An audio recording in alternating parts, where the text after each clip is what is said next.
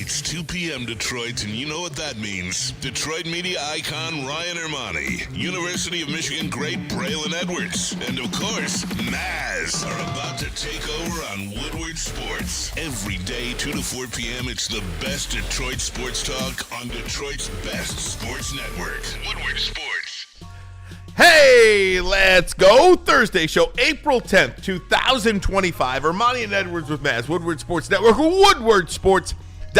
If you're watching on YouTube, hit that like button, smash that subscribe button. Over 80,000 subscribers on this platform. If you're watching X, we say good afternoon to you. And we want to say good afternoon to the fine ladies at Birmingham Roast that just dropped off a bunch of waters Amy, for us here in Amy. the studio. Thank you, Amy. Shout out to Amy. She always comes through. Braylon Edwards, good afternoon to you, my friend. It is a great afternoon. And the reason why it's great, not only because the energy is great in the studio, I'm sure you'll get a sense of that as you watch the show. It may be raining outside, but it's not raining in Augusta. It is not. It ain't raining in Augusta, so I'm happy. The Masters is underway, as Ricky has told you guys leading up to it. I can't take the credit. Exciting. This is one of my favorite weeks of the year, so I'm going to be tuned in all 4 days. But also, it's an important day. I will introduce you in a second, Maz. It is my parents' 35th anniversary day. Shout out to MP and CP. Love you dearly. MP and CP. MP and CP, man. Just learn so much about marriage. Just learn about support. Learn about support your one another, how they are, man. They're a well-oiled machine. You know, they get into their fair share of, disagreements, but they always come back to the table. They've always handled each other with respect and love. And they've shown myself as well as my sister, who is also now married, celebrating 2 years this year. So to that I say, congratulations, parents. I love you so much. Amen. That is so awesome. And, Here. they have Maz's parents were yesterday. That's right. I didn't know that. 64 years. Really? Yep. Sam and Claire. Get out of here. Yeah. Sammy and Claire. 64 years That's of bliss. fantastic. Happy anniversary. Not Sam and bliss, Claire. but 64 years. That's for sure. I don't know how they do it, but they're still together. We were talking on the Fox 2 show today about marriage and divorce and all of this stuff because I forgot what story prompted the discussion, but so many people now are getting divorces kind of middle-aged. Like they've been married for 20, 25 years. They're maybe in their 50s or in their early 60s even, and they're like deciding, you know what? I kind of want out. I kind of want to live my life. I want to. Thanks, Braylon. Appreciate you, buddy. Cheers.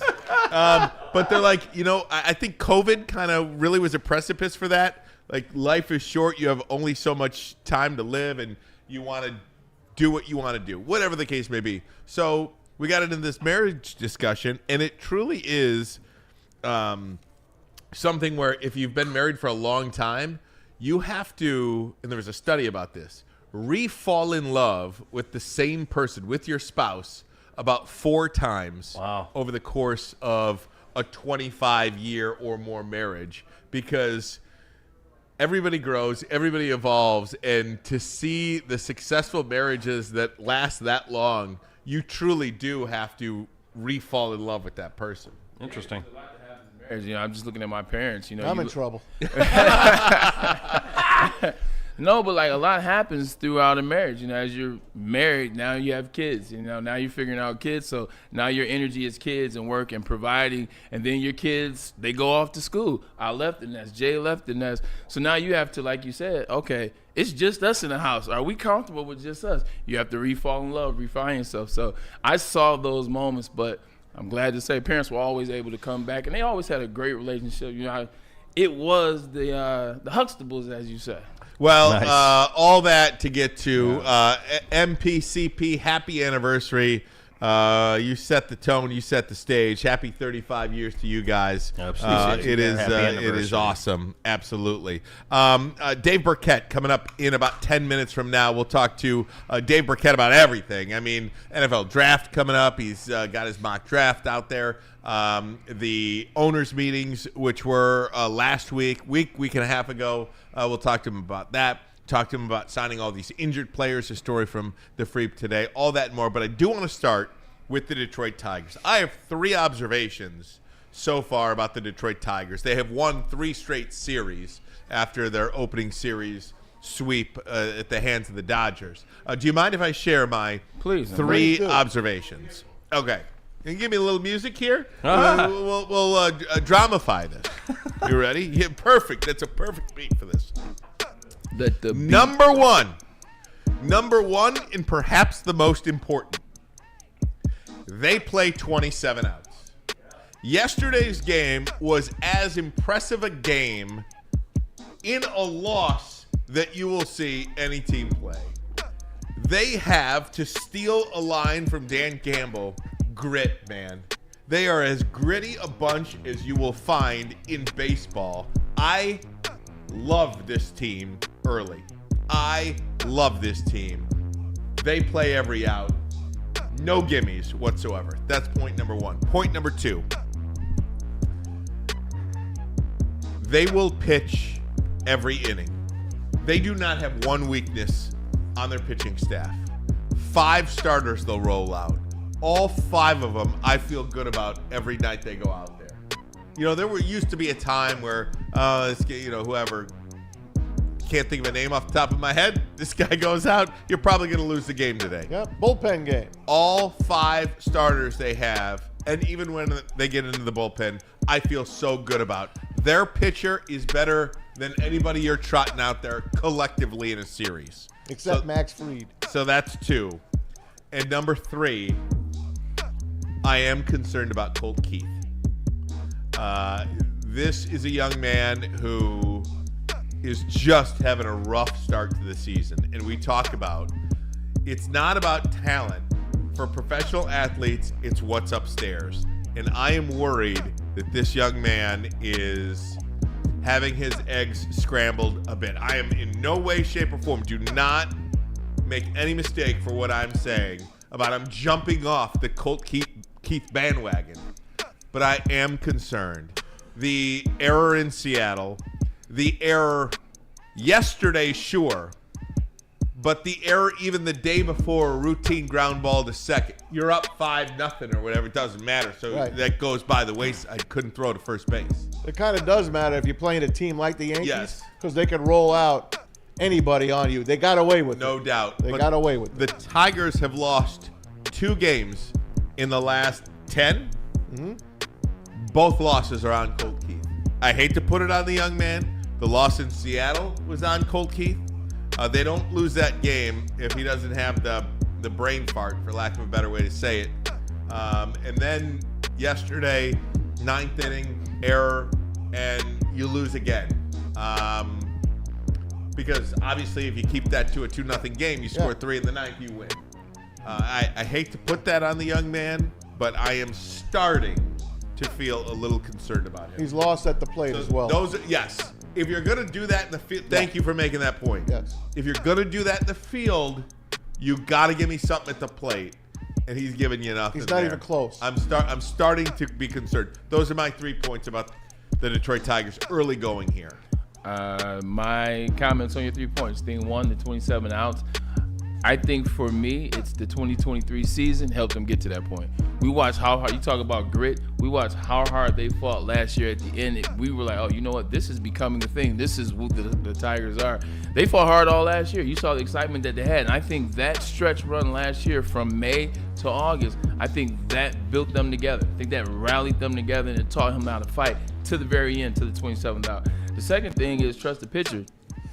Pitching has been, like you said, it's been like it was last year. The best assistant coach in the game is Chris Fetter. And you see it with the pitching. The pitching has been phenomenal. The only person not to pitch necessarily well was Tarek Skubal in the opening. And if Tarek Skubal was the guy that didn't have his good game, we said it. He will respond, and he has responded since. The last one, Colt Keith. What position does Colt Keith play, out of curiosity? Second now, but he was first coming in. They were teaching him how to play first. All off season, they were teaching him how to play first. All training camp, playing first base. All training camp, all spring training, I should say. And then first game of the season, injury to Gleyber Torres. Labor Day. And now he moved to second. I think he's totally mind bleeped. So that was my question, because a lot of this seems like they were trying to force feed this infield that we said was going to be horrible to start the season. And now you're trying to force a guy that not necessarily plays that position. So I think he's unsure of himself. He doesn't know what position they want him to play. He doesn't know what position he actually can play in the major league. So I would push back a little bit on Colt Keith, but put somebody else in there to your credit. Listen, they're as gritty as they come. I love this team. I've already told you. I love this team. They are a mishmash. No one is really playing in their position. They're missing players everywhere. Parker Meadows is the captain of the outfield, and you haven't seen him yet. We hope to see him in June. We'll keep our fingers crossed. Matt Vierling is an excellent bat off the bench, plays platoon utility guy. We haven't seen him yet. And then you got Colt Keith, and they've got him. He's messed up, and it's definitely a position change. If you remember Moneyball, remember when they were going out, Billy Beane was going out with Ron Washington, his coach, and he's going out, and they stop at Scott Hatterberg's house. Scott Hatterberg is going to be out of baseball because he can't throw anymore. He was a catcher. So they go there, and they're like, hey, we want to offer you a job. Yeah, you're going to be our first baseman. He's like, I've never played first base. He's like, it's easy. You're going to be playing first base. Tell him, Wash. Well, first base is extremely hard to play, is what he said. It was hilarious. Anyway, they stick him there. He doesn't want to be in there. Winds up hitting a home run. You know the whole story on Moneyball. This kid is completely messed up. And listen to Dan yesterday a little bit as much as I can, and Bobby Scales. And he's swinging at pitches not even near the plate. He is just a bit outside. Yep, he's in a Javi Baez from last year's slump. The kid needs a break. He's either got to go down to Toledo or they got to bench him for a while. And they got enough guys in there to plug and play. He needs a couple of days off or he needs a trip down to Toledo. The Tigers will fight you. Look at the guys they trot out. They're trotting out Skubal, Flaherty, Maz, Reese Olson, Jackson Jobe. That's your five. The bullpen is phenomenal. Your closer from last year, Jason Foley, he's in Toledo. He'll probably be back here pretty soon, or at least by the mid-break. They've got a lot of talent on this team that I didn't know really they had. They have proved me wrong. I didn't think they could be there. I'm totally on the Tiger bandwagon here. Totally. It's not a bandwagon. I'm totally with them. And I'm just, do what you got to do, Scott Harris. You've done it so far. And A.J. Hinch is the best manager in baseball. I'm glad you said that. Look, as it relates to the A.J. Hinch thing, look, I've been on that as well. I thought he's the best manager in baseball. We talked about that. That's what was going to get them going this year. But the one thing is, Ryan, you were kind of with the Tigers being the best team in the AL. You said that before the season started. I wanted to give you credit and ask, what made you see what I definitely didn't see? What made you see what apparently even Maz didn't see? What did you see about this Tigers? In all fairness, I said that with the thought that Alex Bregman was going to be on this team. Okay. In all fairness. But that doesn't mean that I but didn't you still think they were saw a good enough team, upper yeah. echelon One player away. and an AL Central Division champion, to be honest with you. I just thought that this team, granted, the Riley Greens, the Kerry Carpenters, the Spencer Torkelsons, those guys in the line. Parker Meadows was a big reason why I said that. Yeah. He's been out of the lineup, and it almost feels like Torkelson has replaced what I thought you'd get out of Parker Meadows. So even though the names have changed, the production in that part of the lineup has come. You know, it's almost like in the NFL draft, I was like Bijan Robinson. Okay, the name is right different, position. but the right position, the right thought process. Yeah. So again, even though I thought they'd be getting this production out of Parker Meadows, who I thought was on the verge of not only an all-star year, but one of those guys. And you know what I mean by those guys. And they're getting that from Torque now, and the pitching is elite. Look, baseball, if you have a better pitcher, it's like the NFL. Show me who the quarterback is, and I'll tell you who's going to win the game 90% of the time. No different in baseball. Kind of. Show me who the pitcher is. Show me what the starting pitching matchup is, and I'll show you who's going to win 70% of the time. There's another Tiger, Maz, that's hitting well. Like, you look at the best Tiger right now as it relates to hitting. A lot of people would say Spencer Torkelson. Maybe you even say Riley Green because of the bombs that he's hitting. Zach McKinstry is hitting everybody. He doesn't know he's a bad hitter. There you go, He has no idea that he's a bad hitter. That's how good he is playing. Why do people call me during the show? Sorry, he's playing okay. lights out right now. He has a hit now, and I want to say the last 5 games in a row, like he's hitting off. He's just hitting at an immaculate clip. But it's just funny because once again, here we are. Hey, this guy McKinstry won't last with the Tigers. This guy Sweeney's not going to be the guy. This guy, well, they're still here. They're still fighting, and they're still strong. Best start the Tigers have had in a very long And time. Javi's playing better. Right. Hey, that's Say what my you guy. want about him. Seriously. He's better. I said he was going to bat absolutely 300. He may make me he's right. not El Mago, but he's better. He is, but just a point about McKinstry for a second. When you are a team like the Tigers, who are as banged up to start the season as you are, you need a player like a McKinstry to get hot as like just a little period, like a 3 or 4 game period where you're hot a little bit. And do we expect Zach McKinstry, no offense, to stay this hot throughout the rest of the season? No, but maybe when he cools down a little bit, you get Veerling back, and Veerling gets hot a little bit. Yeah. Hell, we'll take Javi Baez for a 3 or 4 game stretch. Torkelson, you'd like in an elongated period, but Dylan Dingler, he gets hot a little bit. Just little pieces where you have a guy get hot and stay hot for a series that will help you win a lot of games. Yeah. Also, too, man, I'm going to harp on the fact how they finished that season. And I didn't even talk about what happened once they got into the postseason. They won the first round of the playoffs. That goes a long way. I remember, and they snuck in. In 2009, the New York Jets, we snuck into the playoffs. We had no business making the playoffs, made the playoffs, got to the AFC Championship. But that run, that getting in late, that grit, that fight, that beating the Chargers on the road, you know what that taught us? The next year, we were in a couple tight spots, but we had that experience. We had that grit. We experienced what it was like to relax, to be calm, and to know that you could, regardless of what the circumstance was. So that's playoff run last year. Don't ever underestimate that. They're playing like this now, and it's a long season. That's going to keep coming into play. So I'm glad they were able to win that round last year because it's going to benefit them in the postseason, just in the mid-stretch this season as well. Without question. Yeah. Tigers off today. They start a 6-game road trip at Minnesota tomorrow and then at the Milwaukee Brewers. And I'm kind of glad they're out of here for a little while because Weather sucks. Get some good weather. The weather does suck. Yeah. And I don't mean to harp. I was talking to my dad the other day, actually. He was like, I'm so upset that they play the Yankees one time a year. We talked about this. Right. What, they have 2,000 people there yesterday? One time a year the Yankees come to town, and nobody wants to go to the games. I mean, they're right in the middle of the day. When the Yankees come in, I like the day games, but when the Yankees come in, it should be a night game. You know what I mean? They were supposed to be night I know they were. Thanks to Derek Kevra, we had to move him. But I will tell you this much. So I am glad baseball does look at the forecast now. Yeah. Is not married to a start time. Correct. They say, okay, let's get the game in and let's move and adjust the time of the game. Baseball better be taking care of the Tigers, man, as far as losing the gate. They lost a lot at the gate, man. They lost a lot at the gate. How am I fighting flies? Anyway, no, I was just going to say, what about the people that had tickets for 6:15? And now they were like, well, we can't make the 1 o'clock game. What about those people? They let you swap them, Yeah, but, they you're did. not getting the same kind of game. Yeah. Yeah. You got fruit flies? There's a fruit fly flying Nice. right around our face. Dave Birkett expected to join us momentarily. Get him, Bray. Get him, Bray. So when he calls in, we'll talk some Lions.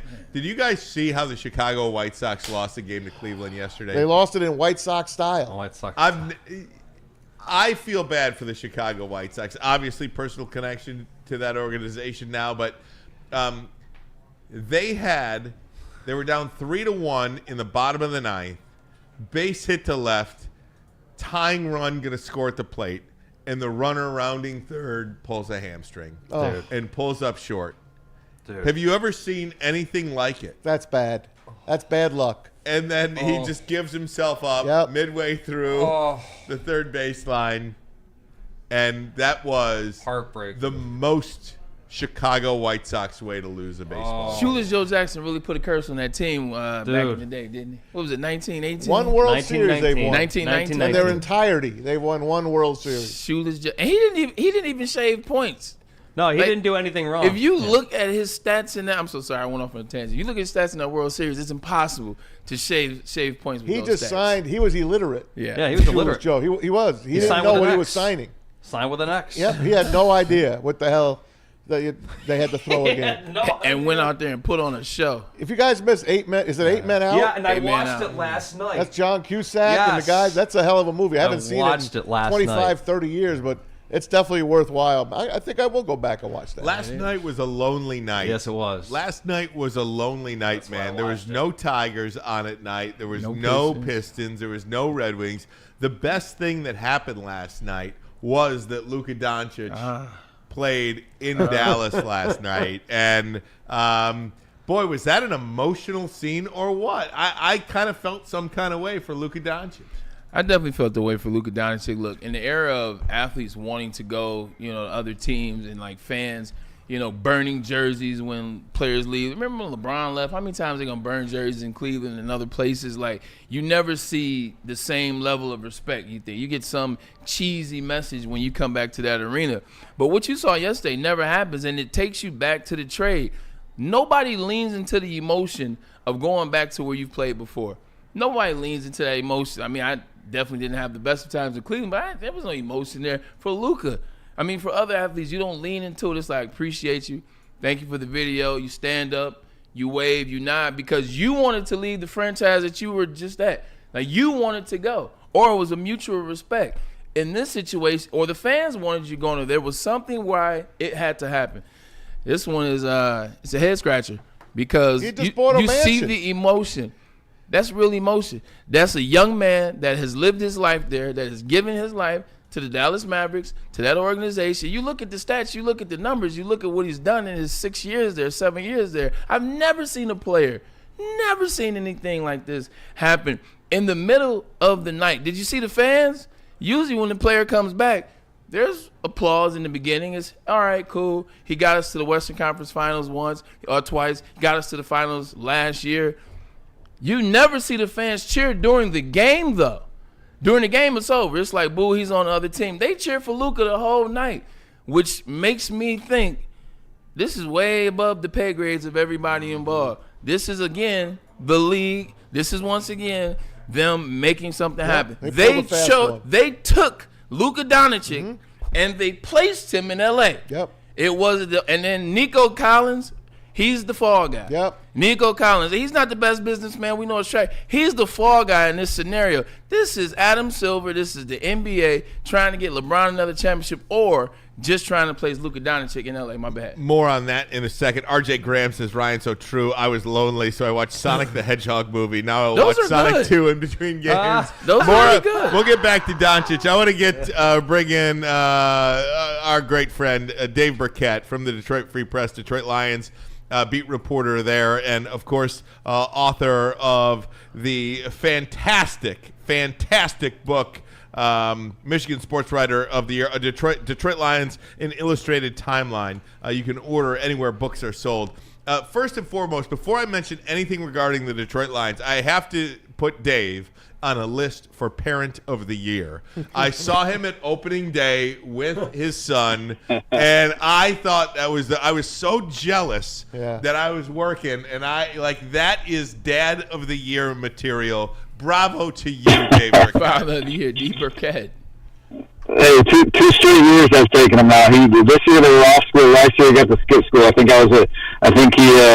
got more points for doing it last year for him than this year. But maybe it's a little thing we'll do from now on. That's awesome. I love that. Good to talk to you, D. That's awesome. Dave, talk to me about this offseason and just big picture after free agency, after the owners' meetings. What do you think the big theme for the Detroit Lions organization is heading into the draft? I mean, it feels like a lot, but just over the last couple of months, free agency, owners' meetings, where do you think the Detroit Lions organization is right now heading into the NFL draft in the year 2025?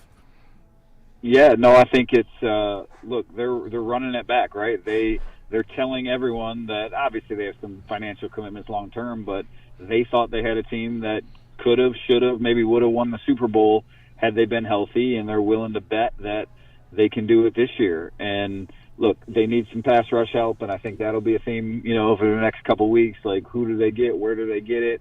Do they still need to make a move in sort of the trade market or with anyone else that's still out there?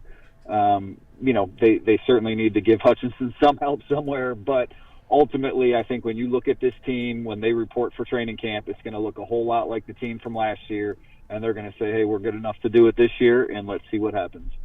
I want to ask you, too, about the owners' meetings, because one of the things Max Crosby signs his deal, Myles Garrett signs his deal, the Lions really didn't, I would say, fair to say, sign a big free agent this offseason, and I thought Brad Holmes and Dan Campbell really explained themselves. Well, notwithstanding DJ Reed, I'm sorry about that, defensive line. Yeah.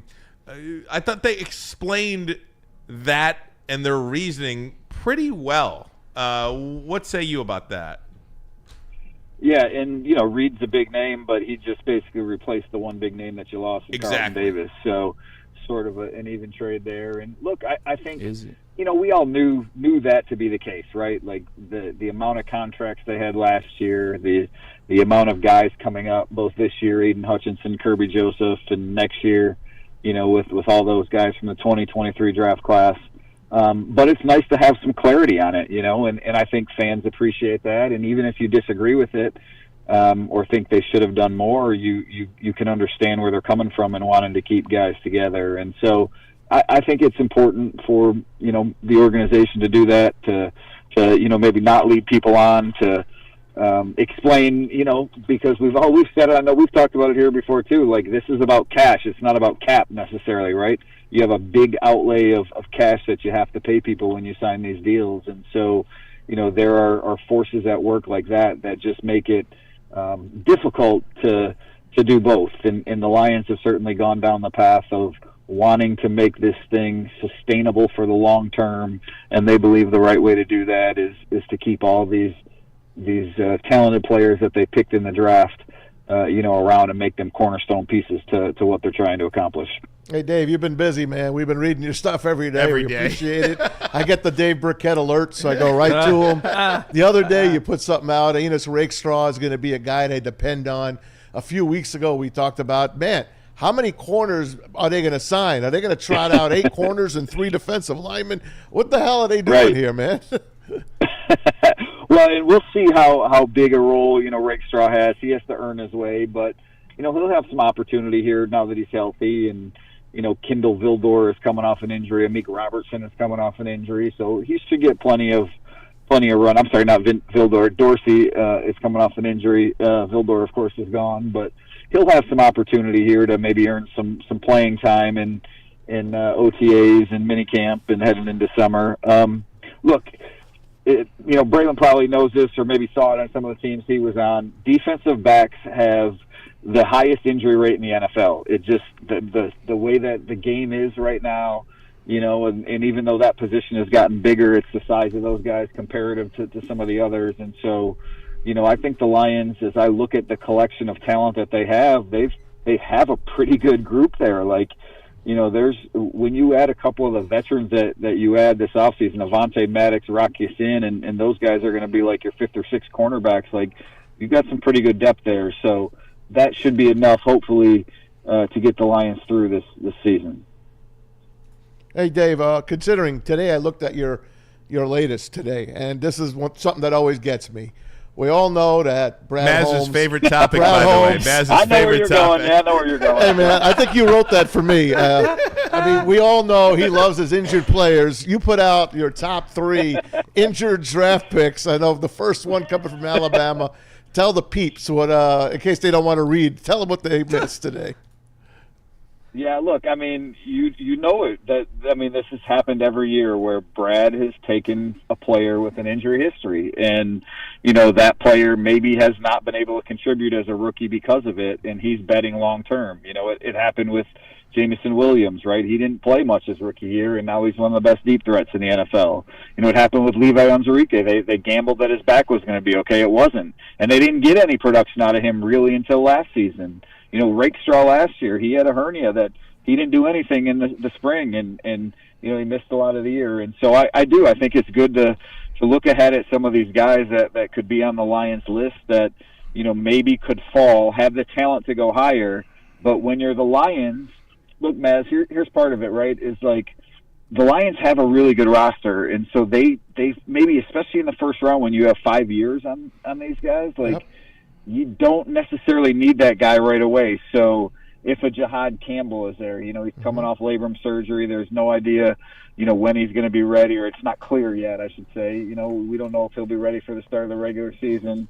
Josh Simmons is a guy that, I've thought about that name a lot as maybe a potential first-round pick for the Lions at number 28. Offensive tackle from Ohio State, really good player, probably a top, 12 pick if he was healthy, but he tore the patella tendon in his knee in October, and so he's going to slide down draft boards. Well, maybe the Lions are in a spot where they feel like, hey, we have the right medical staff. This is the right type of player. This is a premium talent that we can get in the 20s, and that's the type of guy that normally you would get at 14, and that guy can be an anchor for us. So, yeah, just highlighted those guys. Benjamin Morrison from Notre Dame, the cornerback, was the other player I mentioned in that story. He's more of a second-round pick, but I'd certainly be keeping an eye on some of those guys if I was a Lions fan. Cool, man. Dave, between the mixture of picking late in the draft and this really being a boring draft, I'm not saying it's not a good draft, but as Ryan Ermanni said, and I echo this, a boring draft. It's really nothing more than the top 4. You try to find questions about this draft, so here's a question for you about the Lions. What would success look like to you for the Lions in this draft? And let's assume that down the line they go ahead and get Zadarius Smith, because I think they're pretty much going to bring him back. I think they're waiting for him to realize that the market that he thought was there wasn't and come back for a cheaper price. Let's assume they get him. What does success look like in this draft for the Lions to you? Yeah, Bray, that's a great question, because ordinarily you say, you want 3 starters out of the draft, and they don't have to be like day one starters, but man, the Lions roster is so deep, like that just is not there. They're such a good, talented team that I think you have to judge it a little bit different. And so I don't know that I'm looking for instant impact necessarily, but it's when you can get it. Look, Brad has done a really good job of going to get his guys. He went to get Terrion Arnold. He went to get Jamison Williams.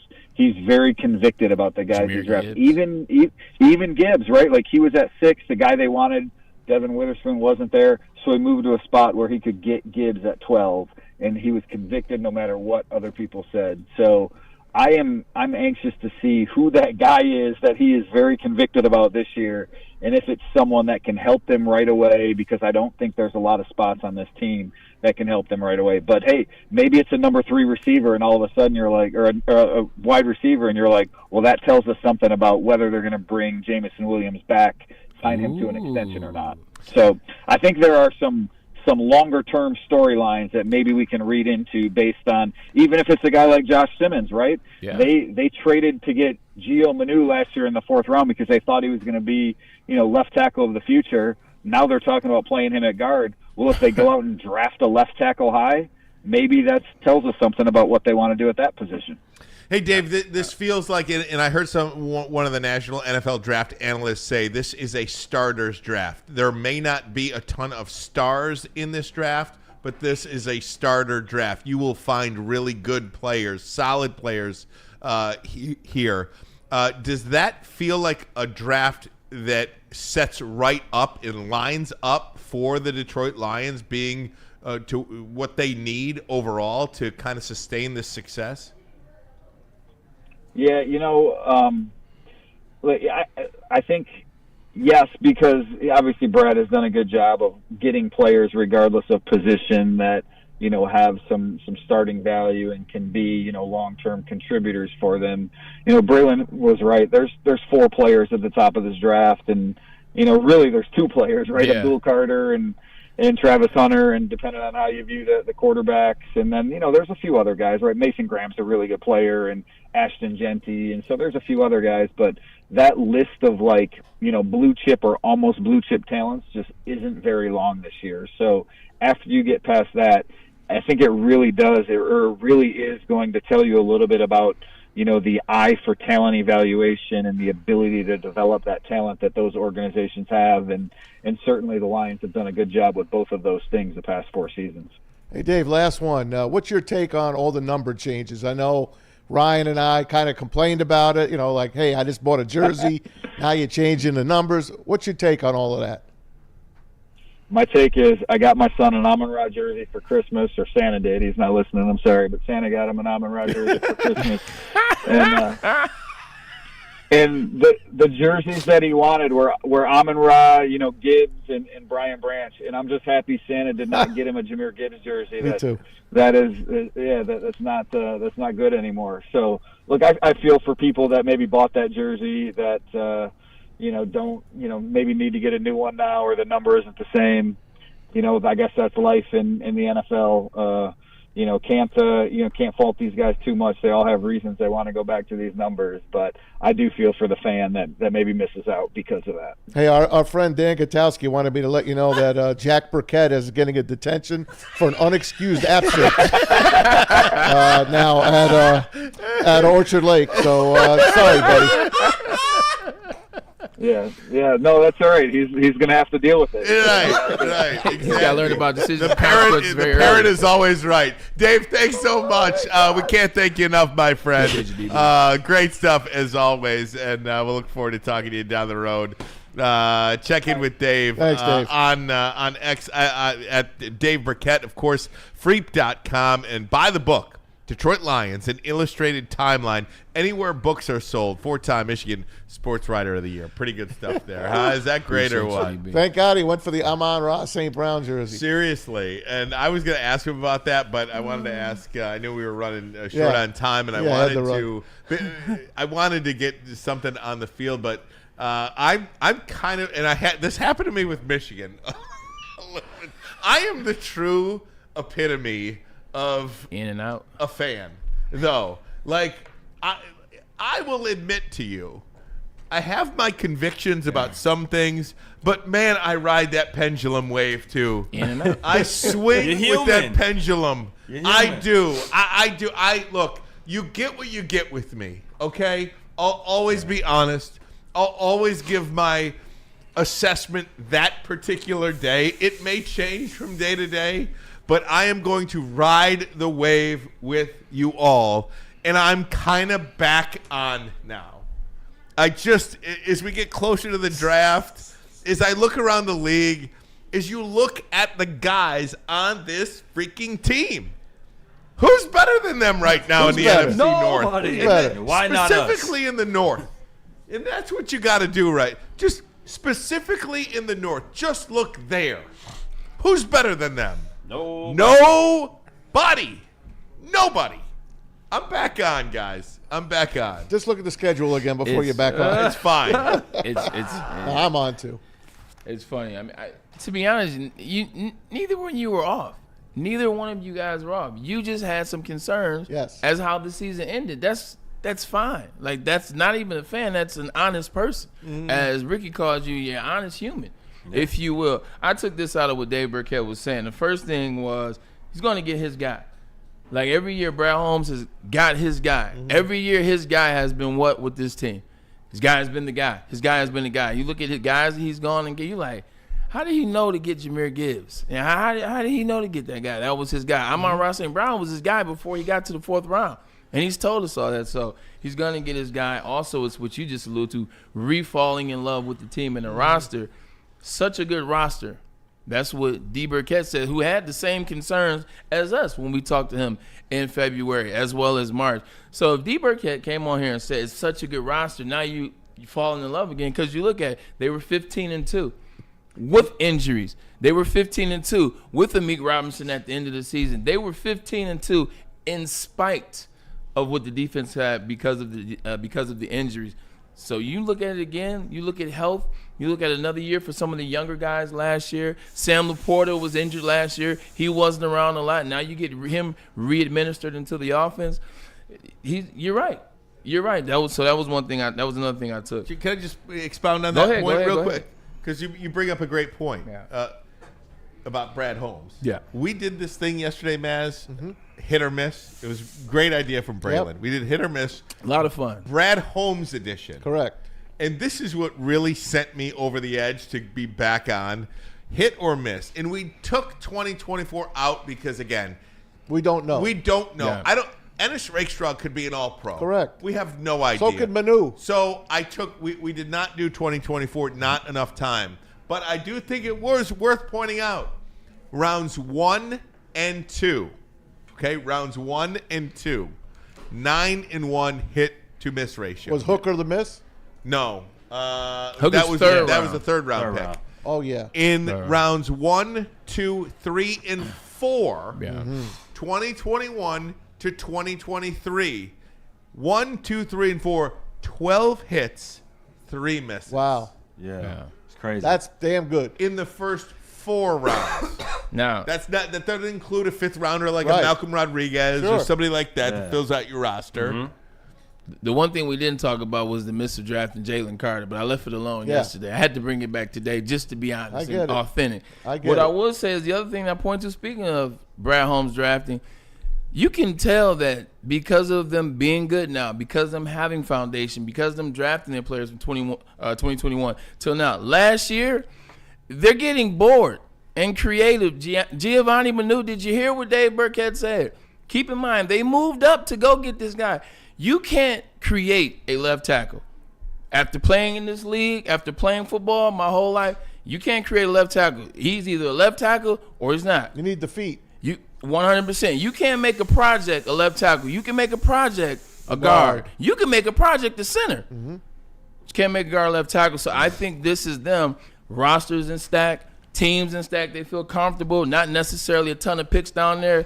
I wonder if we could maybe make this work for us. Let's see if it worked. I think that was them being bored last year. Read some of the chat here. Cody Engel. See, Ryan, we told you. Relax. Sometimes you got to let things play out. Championships aren't won in March. Fontana, you fellas need to extend your program to more than 2 hours. We appreciate that, Fontana.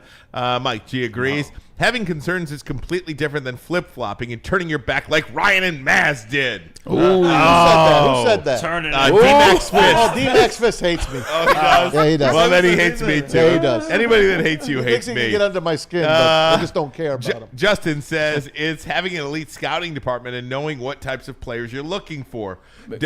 No, go ahead. Read. Doug says, Ryan, we love your passion. Sometimes it causes a bit of a bad take. That's the nicest way to say Let's it. stay passionate. It's respectful. Hey, thank you, Ricky, for that. And I appreciate that. I agree. Ryan is back. More rushing yards. Oh, this just jumped on me. Yo, Ryan, got a haircut and wearing a hat? Yeah. Say less. I left Fox 2 today. I come to work in a suit and tie every day, and I take off the tie, put my vest on or whatever. It's fine. I had the afternoon where I was coming to get a haircut today, and I don't know if this is good or not, but Get up there. Yeah. There you go. sweatpants, tennis shoes, Woodward Sports zip up, and I was going with a hat. You even look good in your like that. sweats, man. Oh, thanks, Yeah, man. I appreciate that. The other thing about the Brad Holmes thing is, first of all, don't show them those buckets again, man. You gotta keep the buckets under the table, man. This is only for elite feet. Were those New Balance? These are some on cloud. They were Okay, old on balance. cloud, Old balance. They were old balance. They were old. No, On cloud is no. On cloud is The the new brand is Balance. dope, but those are those are buckets. These are just worn. Yeah, those are Old and buckets. worn, man. Those are the The new brand New is Balances. quality. These are like Love. slippers to me, though. These Yeah. are like Yeah. my slippers. The other thing that You we take the said trash about out the, nose. I was trying to have his back. You know, I didn't want to mind like that. I didn't want to mind looking bad. See, now if I do that, Ryan, if I raise the shoe up, you can't see it, but you see what I'm saying? Like Of it's course. this heat, it's this heat right We're here. all showing our shoes I'm off. messing with you. The other thing that we talked about, Maz, is to the point of Brad Holmes. Now we will see, because the verdict is still out. Because last year was the first year that he picked what? Picked later in the draft. Terry and Arnold. Second round, Ennis Rakestraw. We put them on pause talking about we need to see what those two are going to be. And then this year, this is another year where we're 28. So this is going to fully tell the story of who Brad Holmes is in the draft. Because I'm not going to say it's easy, because a lot of people have had that title and couldn't do what he did. But when you're getting 2 first rounds a year and you're getting 9 draft picks a year, it's a little easier when they're in the top. So I'm excited to see what this looks like in this season, too, because it's going to tell the full tale about We him. will take an injured player, by the way. We will. 2. Yeah. 2 of those. We What's will. Ricky got there? There's no question I about it. thought we was bringing our shoes off. Let me see it, Ricky. Ricky, let me see what you got. Microphone. The mic's in the way. Sorry. That was a little Air Max 95. There you go. Everydays. Little everydays. Well, Air Max I got some 94. New Balances over here. Good job. Showing Good our job with the shoes. new. You know, Maz, what do you got going on over there? What do you mean? Your shoes. Oh, no, I got shoes on today. I wear the slip-ons today because it's bowling night. Oh, Just slip the I gotta shoe get off, you some slip the Skechers. bowling shoe on. I gotta get you some Skechers. Skechers got some cool little spots for you. I have I'm gonna considered set you the up. I have considered. I'm not wearing Skechers. Am I but too young for the Sketcher? No. I just want to slip my feet into a shoe. Tony Romo does it. Are you over 45? I'm 46. You wear Skechers. You can wear And they Skechers, cool. why not? Bray, I need you to They're send me very, some. they're very comfortable. I think so. Bray, I need you to send me some pictures for What type of pictures? the sneaker pictures. Okay. Come on now. I'm messing Don't with go you. down that road. I'm I need some sneaker pictures that I could buy. 'Cause, Okay. you know, there's a lot of things I buy. I bring them home. My girls tell me, take them back, Dad. Okay, so hold on, Take 'em Maz. back, What's the budget? That's the important question. What's our budget? Hell, man. I guess there's no budget Okay. for good shoes. Okay. Baller. All right, baller. Yep. Ryan is sound kayak. This is a great one. Ryan is an acquired taste, kind of like Emperor T. You gotta acquire the taste, right? I'll take it. you go. Maz, Cody Engel says I'm a hey dude guy. well, I'll tell dude. you. Hey dude used to be on our show. That used to be a good. good show on Nickelodeon back in the day. Considering I nearly tore my hamstring trying to put my leg up on the screen. Right. You got it up there though. Hey, man. at least it feels like your tailbone's doing better. It is, but I do feel it. Good call, Rick. You couldn't do that last week. No, I You're could. lucky. We got Dr. Pierce later. Dr. Pierce later coming up 3 o'clock. All right, I am way over for a break. I That's gotta all right. get one. Pete's like, hey. I wanna do a little more NFL for you. New head coach. We're gonna go do this. New head coaches. New head coaches. Not like We're gonna rank them. Exactly. Yeah, I got you. New spots. Mike Vrabel, obviously not a new head coach, but new First- in a new city. Got you. For New England. So we're going to rank the head coaches next. We'll do that. But first, a message from Buddy's Pizza. Buddy's Pizza, serving Detroit's original style since 1946, 79 years later. 22 locations in the state of Michigan, including the original, the OG, 6 Mile and Conant. We're going to be there pretty soon, I believe.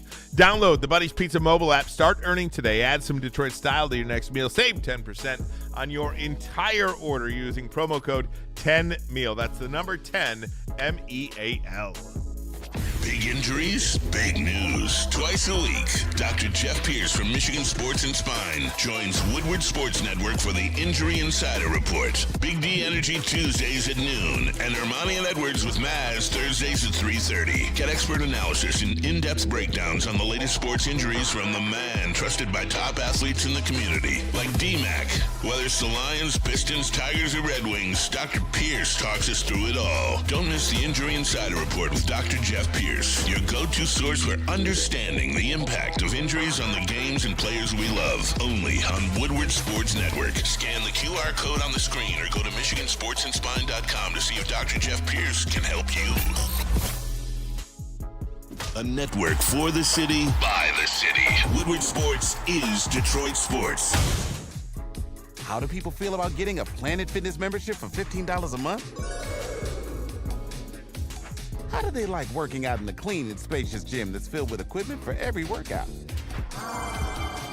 And how about free fitness training in the judgment-free zone that leaves them feeling energized all day long? Join Planet Fitness today with the free PF app, online or in club, and start getting that big fitness energy for $15 a month.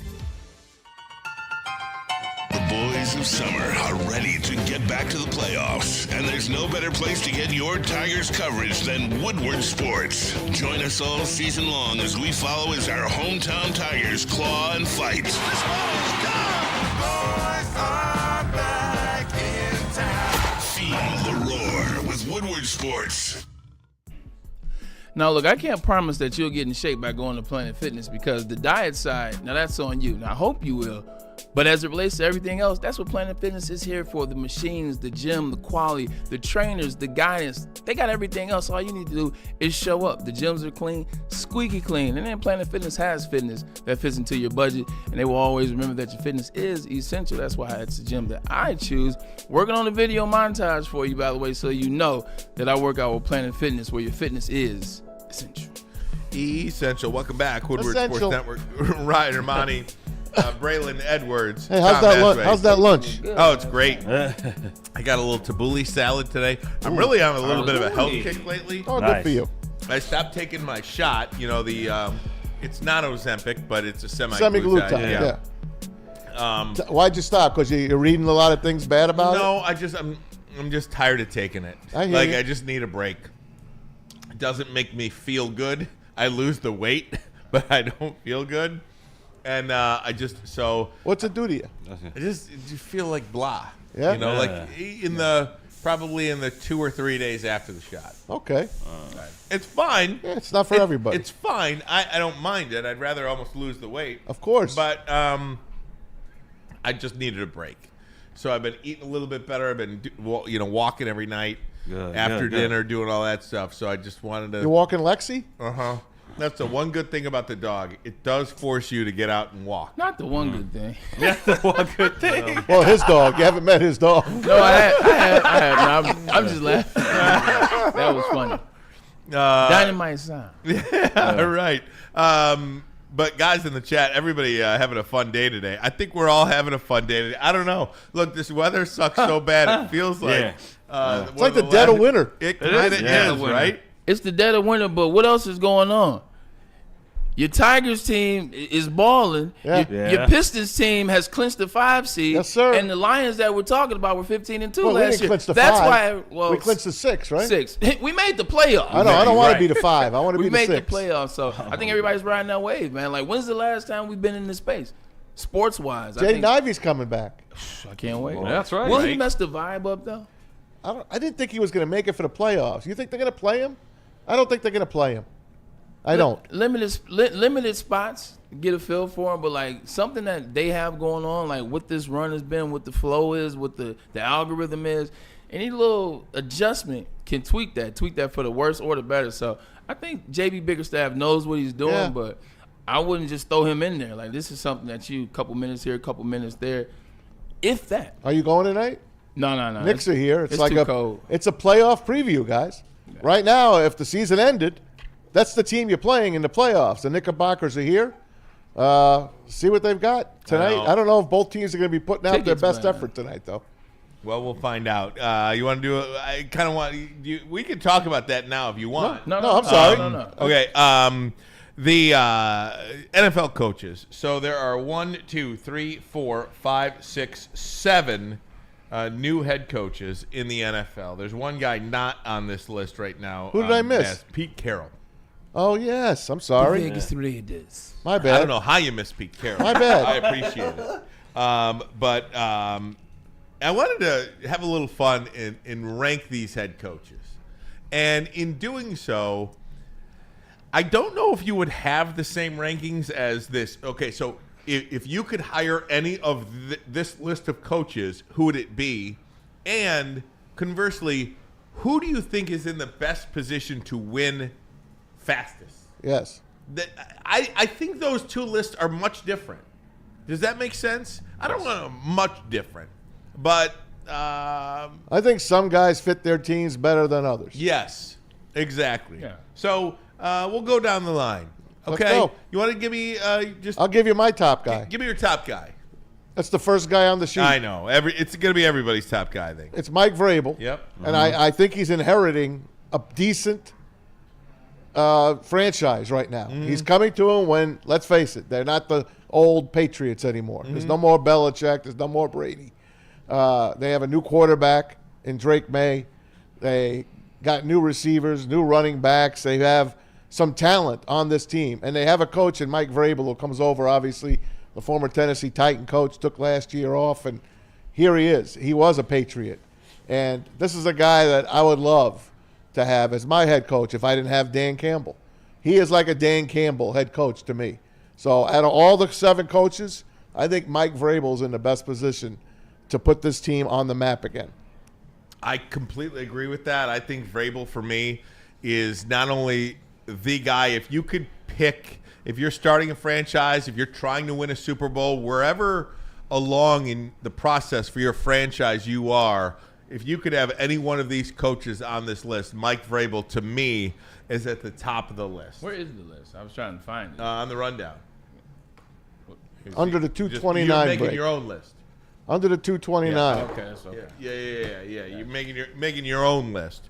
But I think that Mike Vrabel is number one. I'll just go down the line and give you mine. I would go Mike Vrabel number one, Pete Carroll number two. With the Raiders. Aaron Glenn to the Jets, number three. I think Aaron Glenn to me, and I'll give you the reason why. You saw what culture does. I think most coaches in football have the X's and O's down. Who is going to change your culture? I think Aaron Glenn is one of those guys that is going to do that. Kellen Moore, I have fourth on this list. Really? New Orleans. I'm shocked. And I'll tell you why. Super Bowl. He's got a Super Bowl behind him. Any meeting he shows up to, he is Super Bowl champion, Kellen Moore.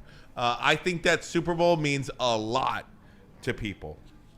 Behind him, I'll go our guy, Ben Johnson. I put Ben Johnson behind Kellen Moore because of the Super Bowl, because he has been to a couple of different organizations now. He has had success at a couple of different organizations, and he's won a Super Bowl. I think so. So Ben Johnson is after that. The one question I have about Ben Johnson, and it is a significant question, is will players follow him? He's got the X's and O's. There's no doubt about that. He could probably X's and O's circles around anybody else. But will players lead?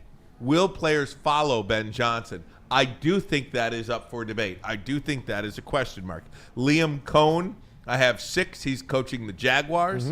I did not like his introductory press conference, but a lot of people didn't like Dan Campbell's introductory press conference. So we'll see what Liam Cohen can do. And then last but not least, bringing up the rear is the one, the only Brian Schottenheimer of the Dallas Cowboys. There is a reason to me why not only has he been an assistant coach in the league for damn near 20 years, he hasn't even gotten an interview. Not has he not gotten a job. I believe in the last 6 or 7 coaching cycles, he hadn't even gotten an interview for a head coaching job. So that tells me what I need to know. I feel like Dallas is a little bit of a sinking ship right now. So Vrabel, Carroll, Glenn, Moore, Johnson, Cohen, and Schottenheimer. That's my list. If you remember the Lions when they finally hired Rod Marinelli, who was a lifetime assistant coach, there was a reason for it. He just was not. Great point. He was just not the head guy. Wow, Maz, that's a Yep. great point. I mean, he's what I remember because how has he not been a head coach? He's been 20 years in the league. You found out. All his cliches and all of that. And I know the Lions were bad then, but he was not made for this.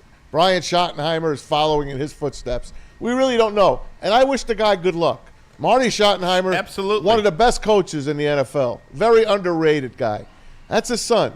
So he's got the chops, man. He's been around. We'll see what he can do with Jerry Jones standing on his shoulders. Ben Johnson, number one. I know you guys don't want to put number one because you call him Benedict Arnold. He's a traitor. I like where you're going. He's going to the Chicago Bears. Yep. I don't care what you say about Caleb Williams. When you add the offensive lineman power that they've added in front of him, I just only think it breeds success. I think they got weapons all around. I think they'll either draft Ashton Genty or they'll draft Tyler Warren, the tight end from Penn State. And then that defense, that's already their calling card. Now they also have a coach that understands. He saw what worked here in Detroit. He had fun. He let the players relax and be loose, but they paid attention when it came to practicing the game. I think that's what they'll see in Chicago. So Ben Johnson 1, Mike Vrabel 2. We don't even have to talk about it. Kellen Moore 3. I think Kellen Moore 3. I think he, like you said, he's coming off a Super Bowl. But I think even more importantly, he's coming off 4 teams. So he saw what did not work in Dallas, what did not work in L.A. under Brandon Staley, and he saw what worked. I mean, his third team, and he saw what worked for him in the Eagles. So I think he's going to come there with that good energy that you said. So give me 3, Kellen Moore, 4, Aaron Glenn. Defense is their strong suit already. What is he? He's a defensive coordinator, but he's not just that. He's a coach. I think he helps get that culture together. I don't know what the quarterback situation is going to be. Don't know if I trust Justin Fields, but I think he will get that team turned around. Give me him at 4. 5, give me Liam. Don't know much about him. We'll figure it out. We'll see. I just wasn't going to put Pete in front of him. I think Pete's through. And I think Geno Smith is through. It's one thing when you come to the Seattle Seahawks, when they have DK Metcalf, when they have Tyler Lockett, when they have these weapons. Something when you go and try to create your own, and I don't think that's what Geno is doing. Give me that 6, Pete Carroll. And there's a reason why Brian Schottenheimer's initials are BS. Brian at 7. And you know him. Refresh everyone's memory. 2 years, 2 AFC championships. He was the offensive coordinator for the New York Jets. No ill will against the guy. Maybe sometimes I come on here and I come off a little bit too aggressive.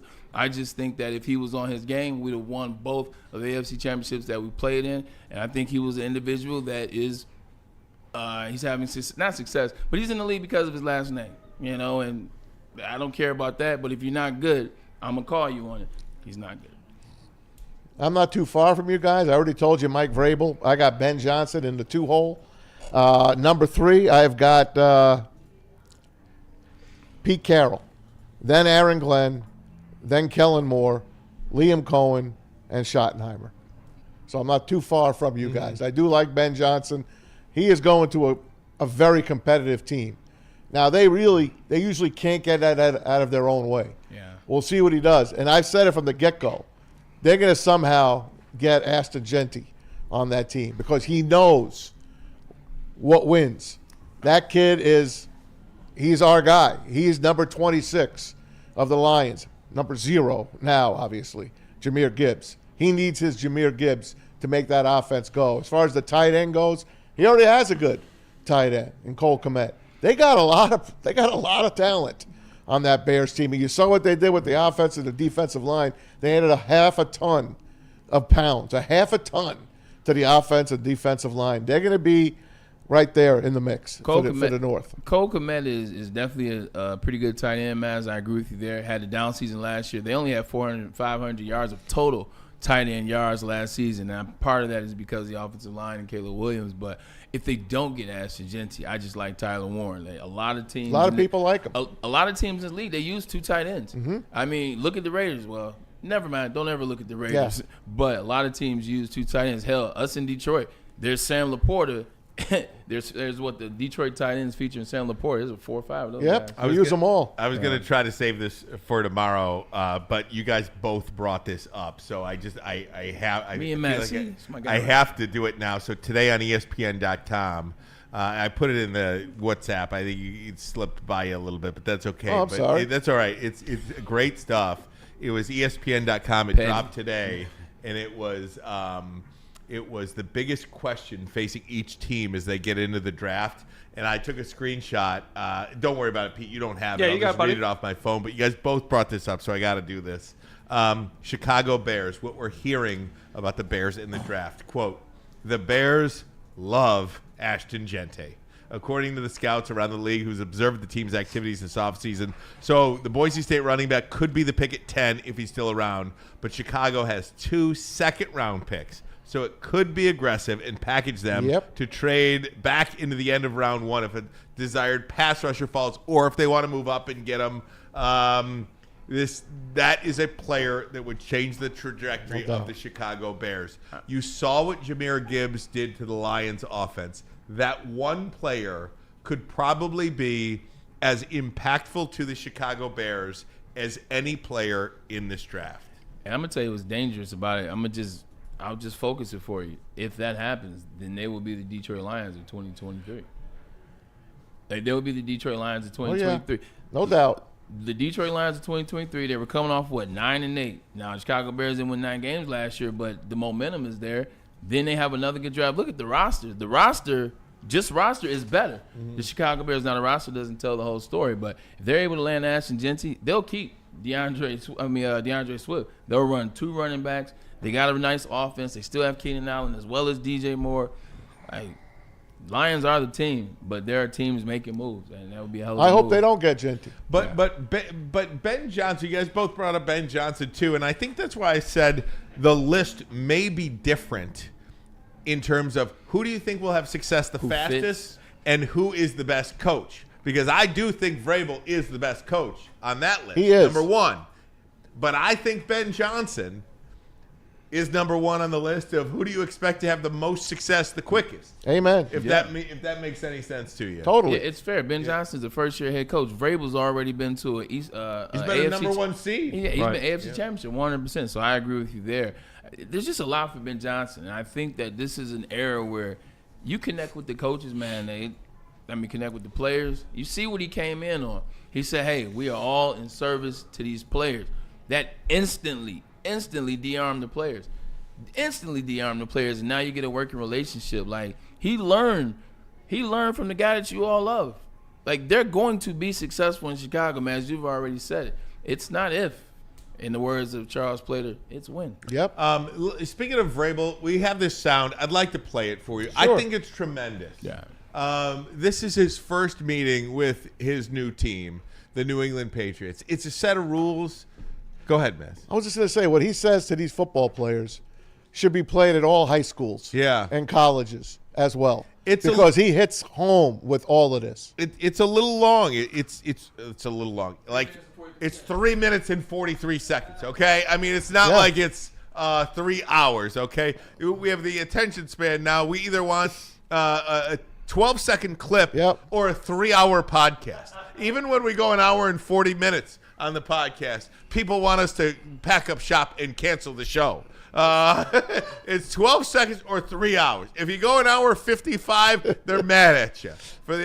So this is 3 minutes and 43 seconds. Mike Vrabel, everybody should listen to this. I have, that I would ask us to try to abide by. One is to respect the team. Respect the football team and the people that are here. The second one is, I'd like you to have, when we're in a meeting, I know what the style may be. Just pull your hood down in a meeting. That's all I ask. I just ask that when we're in a meeting, that we just pull our hoods down and we go from there.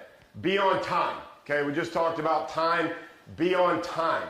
And if I can't be on time, Christian, what's the easiest thing to do? You would just call, right? That's called communicate. All you got to do is say, hey, something came up. I'm going to be a little bit late. Now, after about 4 or 5 times, that starts wearing off, This is just a once in a while. All it is a respect thing, And the cell phones, We all got cell phones, Most of you have more than one, as a matter of fact.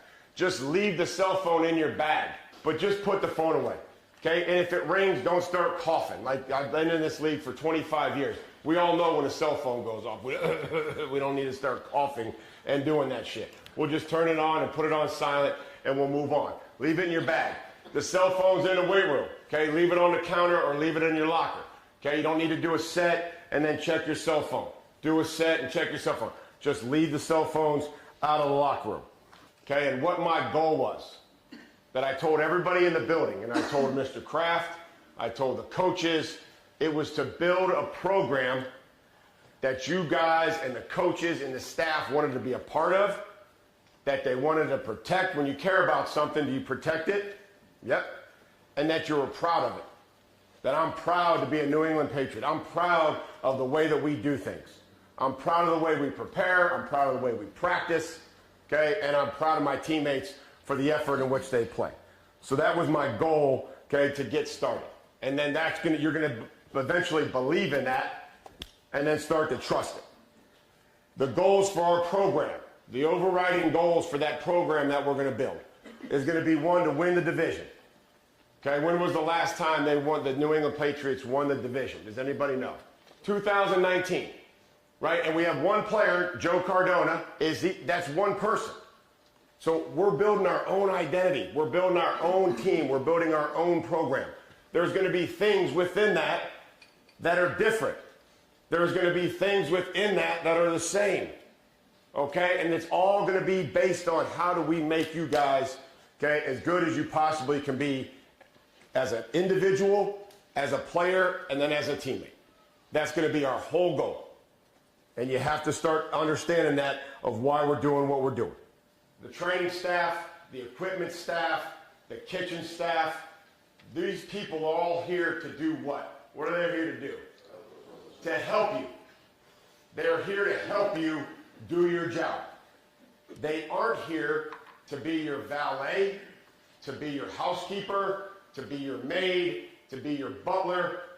You get where I'm going? Okay, we're going to treat those people with the utmost respect. Okay, if you got a problem, you can cuss me out. I'm a big boy. I promise you, we can handle it. But we're going to treat those people with a hell of a lot of respect. Just so we're all on the same page. Like, that's important to me. That's important to our owner. That's important to me. That's important to everybody here, is how you treat people in this building. That's important. I feel like every boss of a company, forget about football, should play that. Yeah. I think that's just as a baseline. As a baseline, this is how we're going to do things here. And Braylon, you've been in these rooms before. You've heard Lloyd Carr. You've heard Romeo Crennel. You've heard Rex Ryan. That's an important time, too, when the head coach addresses a team for the first time or any time, really. Just you get a sense of who they are and how they're going to lead and what the expectation is. I have always found that if you know, as an employee, because I've always been the employee, I've never been the employer. But as an employee, if you have a boss in any facet of life, if you're a student and you have a teacher, if you know what the expectation is, you are in a position to meet and exceed what that is. And it's when you have a lot of gray area that I think you have chaos, and that leaves no gray area.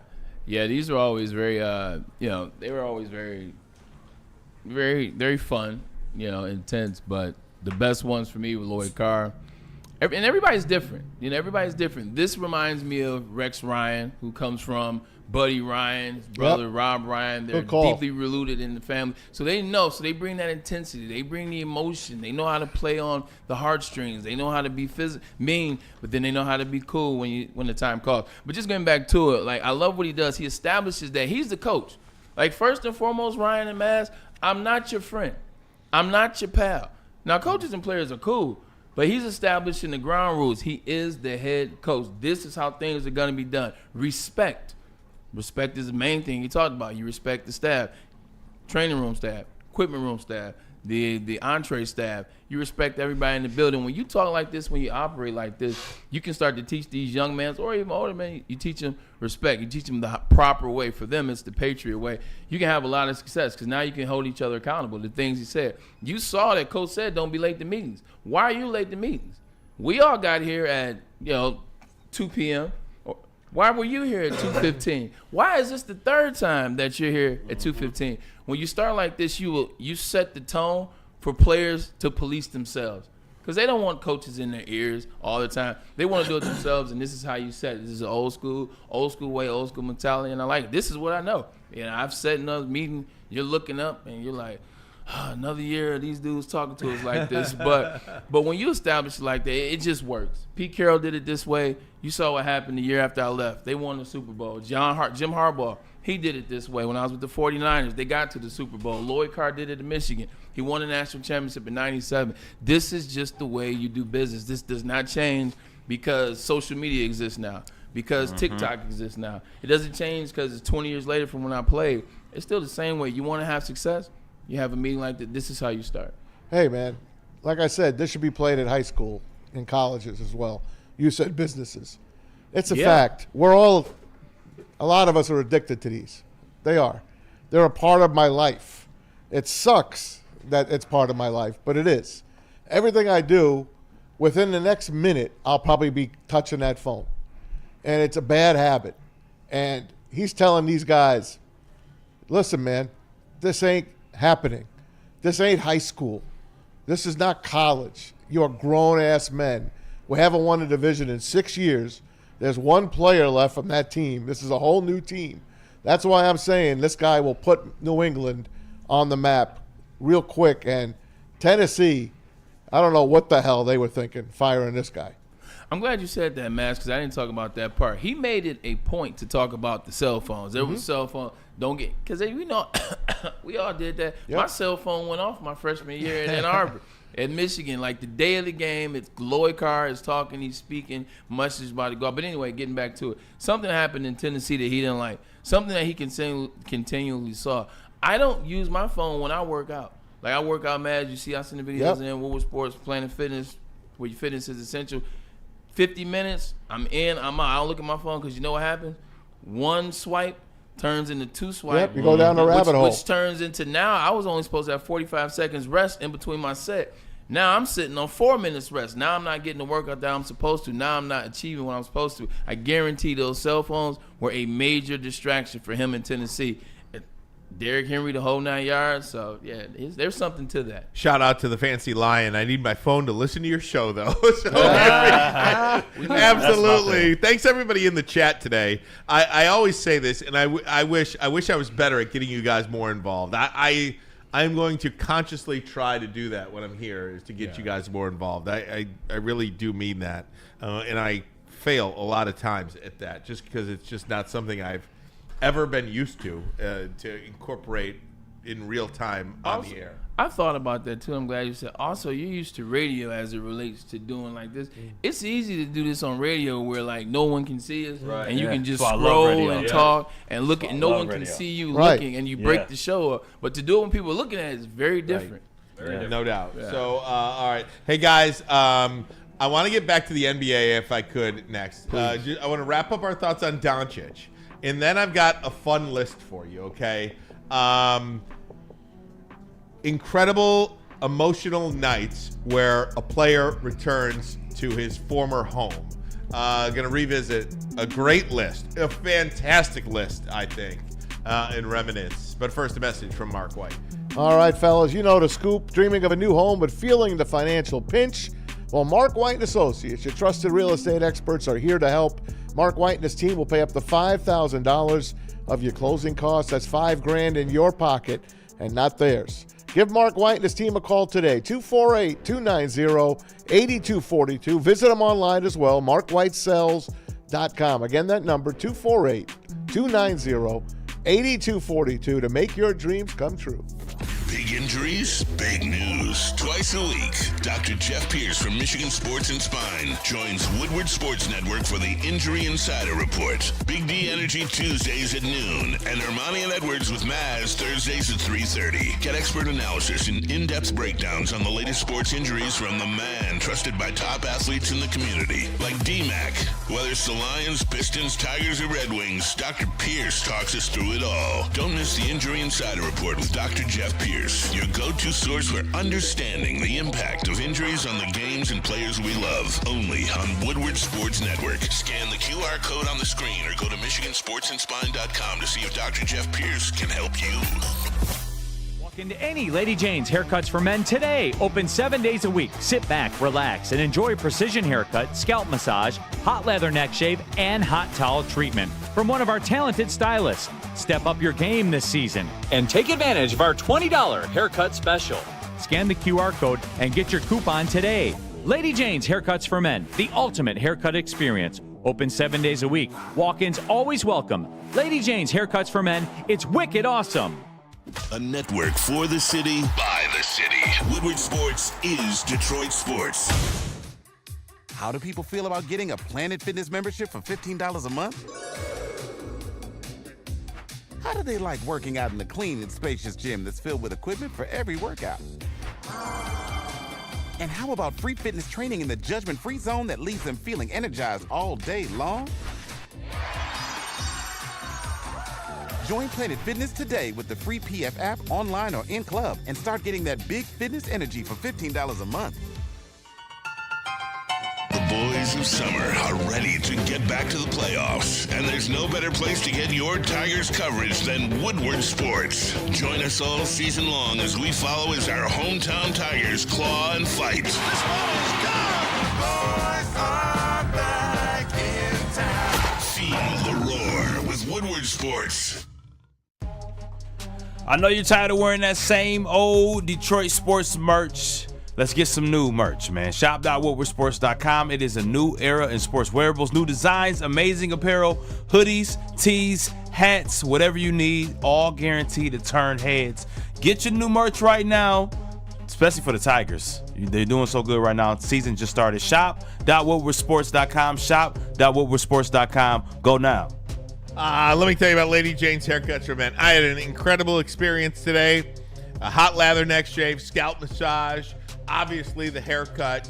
I actually got my ears waxed too. Wow. I'm telling you, it was a pamper session today. you Lady James, we take the chore out of getting a haircut. Talented stylists deliver an industry-leading haircut, relaxing scalp massage, hot leather neck shave, and a hot towel treatment. Open 7 days a week. You can walk in anytime. Lady James, haircuts for men. It's wicked awesome. I was just going to say quickly, D-Max Fist. That's why everybody loves Neil, because he'll read their comments, making them feel a part of the show. If you step it up, everybody will be all over you, Ryan. Is that all it takes? I'm in. I'll sit here read comments all day. Nick says, everyone. That's great. I appreciate it. And I certainly will try. And you guys are a huge part of the show. Huge part of the show. So I'm going to make it a point when I'm in this chair to make you feel like that. Yeah, we were talking about Luka Doncic when Dave Birkett called, and I made the comments. Look, at the end of the day, it has to be a higher. It's up. The pay grade goes all the way up in terms of the deal that was made. You do not take a guy in Luka Doncic that you just look at his first 5 years in the league. Like, he was outside of Rookie of the Year first year. Joker made NBA 1 5 years in a row. I've never seen a deal like that. At the end of the day, David Stern. He took care of Jordan. That was his guy. He took care of Lakers, Magic, and Bird in the 80s. He took care of Jordan. This is what Adam Silver is doing. LeBron is his guy. Yeah. Luka Doncic is now in L.A. This is the first time LeBron hasn't been the best player on this team.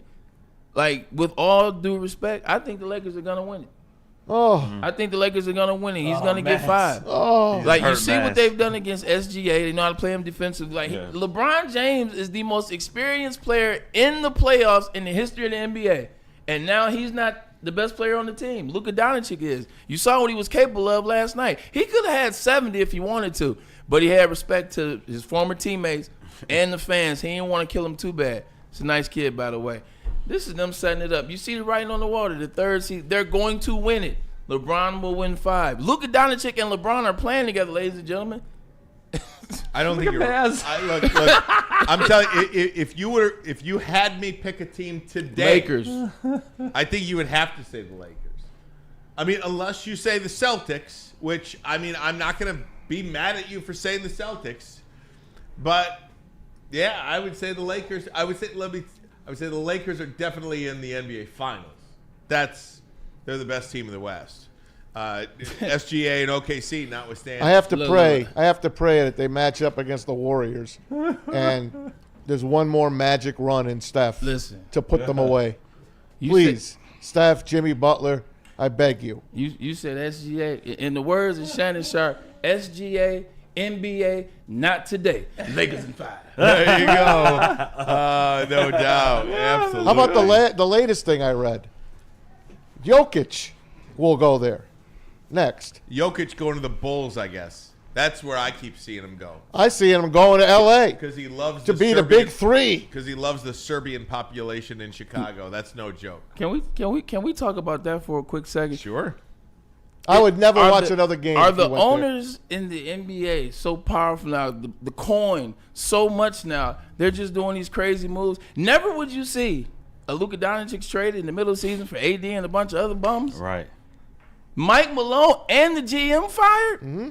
A coach that won a championship 2 years and the ago. GM fired 2 weeks before the playoffs. Braylon, these owners can do whatever they want now and because Memphis they're getting fired so their much guy. money. And that's not good. But if you just look at our situation, okay? Who the hell is coaching Denver? But I always try to localize everything. Yeah. Look at Tom Gore's here. He bought this franchise for $326 million, something like that. They have been one of the worst franchises in sports. And that $326 million investment is now worth $1.5 billion. Wow. It's like the owners have so much power.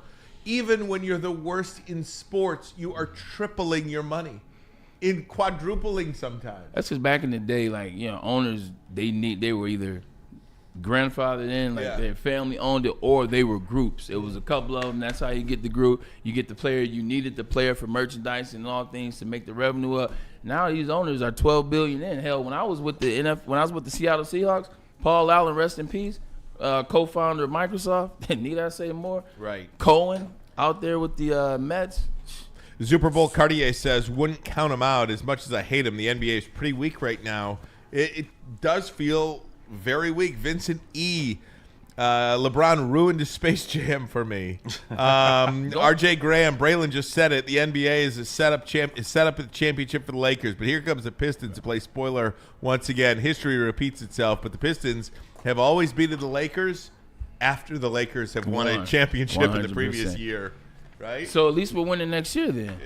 No, but just look at win. The West. Look at what the West was before. Like at the All-Star break, you got the Suns and there's Jokic in Denver and there's this and SGA is a powerhouse and there's this team in Minnesota and Anthony Edwards and what they're going to be this year. Man, the West. And now the Lakers. Look at those. Golden State starting to look a little old. You know, as Steph has put on so much. Denver fired their coach. The Suns, KD's out for the year. Minnesota, I don't know what the hell they look like. They look very inconsistent. The Lakers, though, here we go again. Want to have some fun?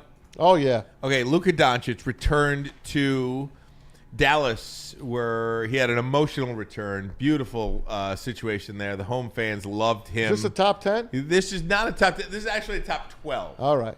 I have 12 players who made a return, an emotional return to a place that they played at for years prior. And I just want to go through some of those important, notable nights in sports in no particular order. All right. Okay? This is no particular order, but I have 12 of them. I love it. 2010, LeBron James. After the decision, LeBron's return to Cleveland with the Miami Heat was electric. Booze, drama. LeBron dropped 38 in a win. No comment. I thought you told me. I remember thought you that. told me I was going to be happy. Yeah. Okay. Have fun. It took you back to a I bad remember. time. Yeah, no, I remember when that happened. Legitimately, I had just gotten traded to the Jets the year before, and we were trying to get to that game because we knew what it was going to be. We knew what the emotion was. I was trying to get to the game. Couldn't because of the season, but I do remember watching it on TV, and you're not lying. Like, you can hear it come through the TV, through the bulb. 2021, Tom Brady at New England. Brady went back to Foxborough as a Tampa Bay Buccaneer in a highly emotional showdown with his old coach, Bill Belichick. Pretty good night there. That's 0 for 2 for me. Yeah. I remember that. So in that one, they cheered like crazy, and this is what we were talking about with Luka. They cheered like crazy before the game. They showed him all the love, but as soon as that video went off, boos started. They booed him. I remember that. Like, they didn't even wait till the game started. As soon as the video went dark, they started booing. Who won that game? Brady. Did he? And that was the first time I ever seen. Usually before the game, the graphic is the quarterbacks. That was Belichick and Oh, Brady. yeah. I remember that. I thought that was so crazy. That's awesome. 2009, Brett Favre, I'll look playing at this for the one. Vikings, faced this former team where he became a legend, and Brett Favre and the Vikings won that game in Green Bay against the Packers. That's a good one. You talking about just going from one great spot to another. Like, he inherited Adrian Peterson. Yeah. Need I say more? Stephen Hutchinson and Brian McKinney. Need I say more? Look how close they got to getting to the Super Bowl, too. They changed the rule because of that. 1994, Deion Sanders, primetime, returned to Atlanta as a 49er and famously got into it with Andre Rison and returned an interception for a touchdown as only primetime could do. Wow. Prime time. I remember that. Was that at Atlanta, Fulton County Stadium? Yes. No. Or was that in the Georgia No, Dome? it was the Georgia Georgia Dome. Dome. I was living in Atlanta at the time. Really? Yeah, I was 91. I was living in Lithonia, Georgia. He didn't have to hit his boy like that, man. You know what I'm saying? Deion was in the wrong. Andre Bad Moon Rising. Ball don't lie, though. 2013. You got any names in 2013? What sport? 13. Football. Odell Beckham? Peyton Manning returns to Indianapolis as a Denver remember this Bronco. The city gave him love, but the Colts beat Manning And and the Broncos. That's a hell of a what-if story. Andrew Luck. Yeah. Andrew Luck took some. I don't want to disrespect anybody. He did the Allen Iverson, if you will, with the Philadelphia 76ers. That, when he got to the AFC Championship that year, that team was terrible, at least on offense. 2005 NBA. Any guesses? 05. 2005. Any guesses? Let me No. see. Let me see. Kobe. That's Sorry. got drafted. Who won that year? Pistons. That's too recent for me. You got to go back to the 70s for me. Shaquille O'Neal, yeah. after a messy breakup, returned to L.A. as a member of the Miami Heat, squared off with Kobe Bryant in pure basketball drama. Yeah, I remember. right. Kobe tried to dunk on Shaq? Yeah, he did. Like real low key. Who Kobe won tried that to- game? Miami. I don't know Yeah. who won that game. The result isn't in this That's fine. thing that I got. I think Miami won that. 2000 baseball. Any guesses? 2000 baseball. McGuire? Close. Yeah. Yankees? Say Canseco. Nope. No. Not Sosa. No. Sosa's Barry one Bonds? team. No. Wait, you said close. McGuire. Close. Clemens?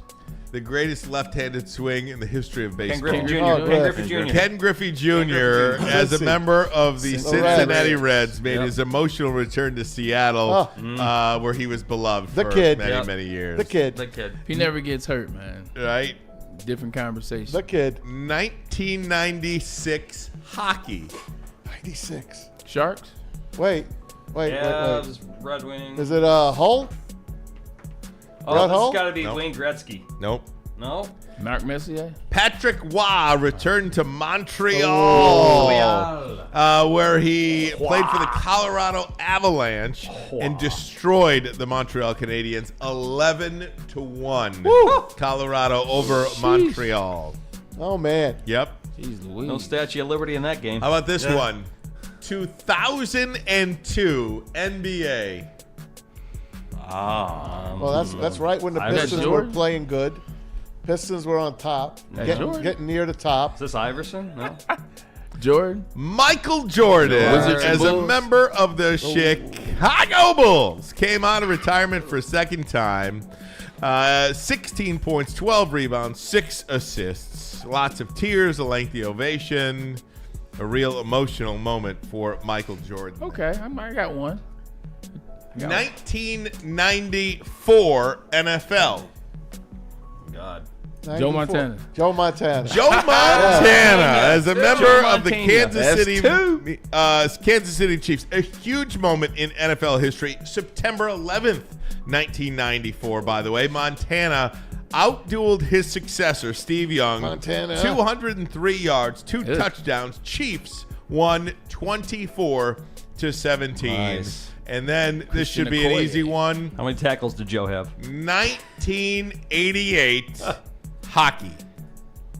Gretzky. Wayne Gretzky on LA. October 19th, 1988, as a member of the Los Angeles Kings, returned to Edmonton, Alberta, Canada, LA to play the Edmonton Oilers, where he won 5 Stanley Cups. The Kings won that game 8-6. Gretzky had 2 assists in that game. How fun is that to look back That's at? sweet. You know what's so funny? Like nowadays, because of free agency and because players are always moving and because players are all cool and it's not really rivalries, if you will, all yours are like really like older. Like it's not now. Even Saquon Barkley last year played against New York. Right. I don't think about it. I tried for some of the Yeah. greats. I got you know? there's one that I thought about. I mean, if you yeah, look, me if too. you just listen to this list for a second, of the players on this list. Can I say the one that I thought before you Yeah, mentioned? KD.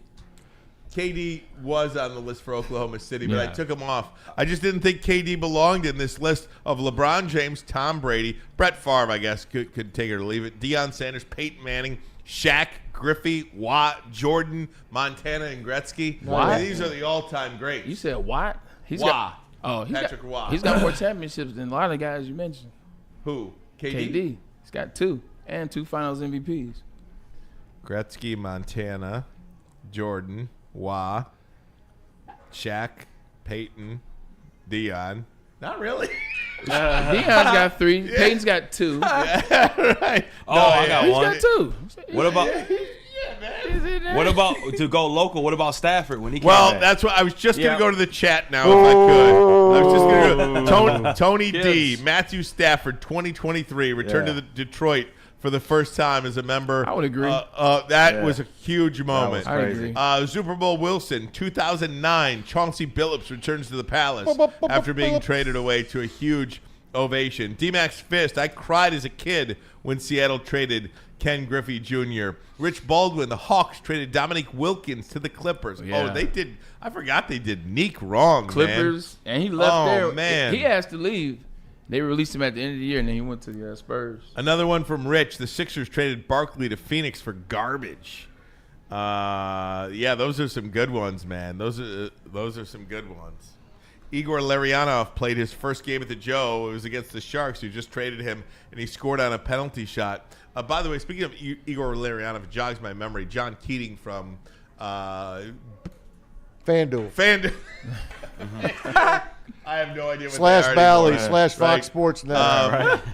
Posted today on X that 8 years ago today was the final game at The Joe Louis Arena. Against the final Devils. Red Wings game Against the Joe Devils. Louis Arena. And I just think to myself, 8 years. Wow. If you think about how long 8 years, it feels like LCA just opened up yesterday. Yep, I by was the in my way. 50s. Yeah, if you LCA feels like it just opened up yesterday. I don't know about all that. But I don't know about that, man. years, and the Red Wings have never had a playoff game at No. LCA. No. A playoff game has crazy. never been. We talk about how Neither the quickly. Pistons. Right, well, that's right. When you talk about how quickly, That's their streak. like Ford Field went 20 years without a postseason game or a moment, and now Ford Field was one of the best home field advantages in all of sports.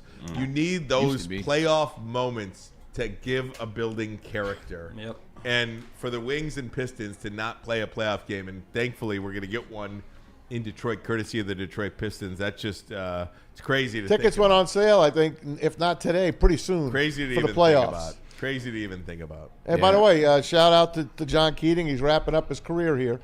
that's Finishing up here when the Red Wings season's over. He's calling it a career. So doubt. congrats to John. Guys, we're going to take a break, and we'll get to Dr. Pierce. We'll do that next. But first, a message from us.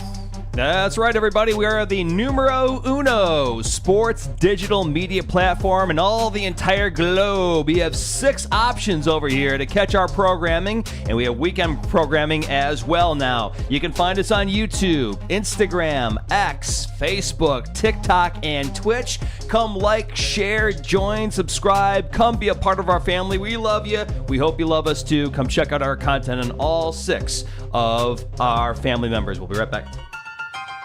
The boys of summer are ready to get back to the playoffs, and there's no better place to get your Tigers coverage than Woodward Sports. Join us all season long as we follow as our hometown Tigers claw and fight. This ball is gone.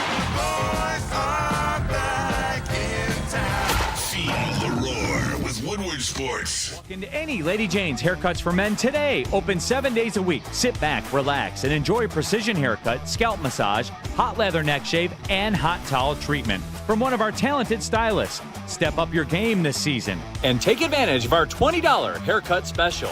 Scan the QR code and get your coupon today. Lady Jane's Haircuts for Men, the ultimate haircut experience. Open 7 days a week. Walk-ins always welcome. Lady Jane's Haircuts for Men. It's wicked awesome. A network for the city, by the city.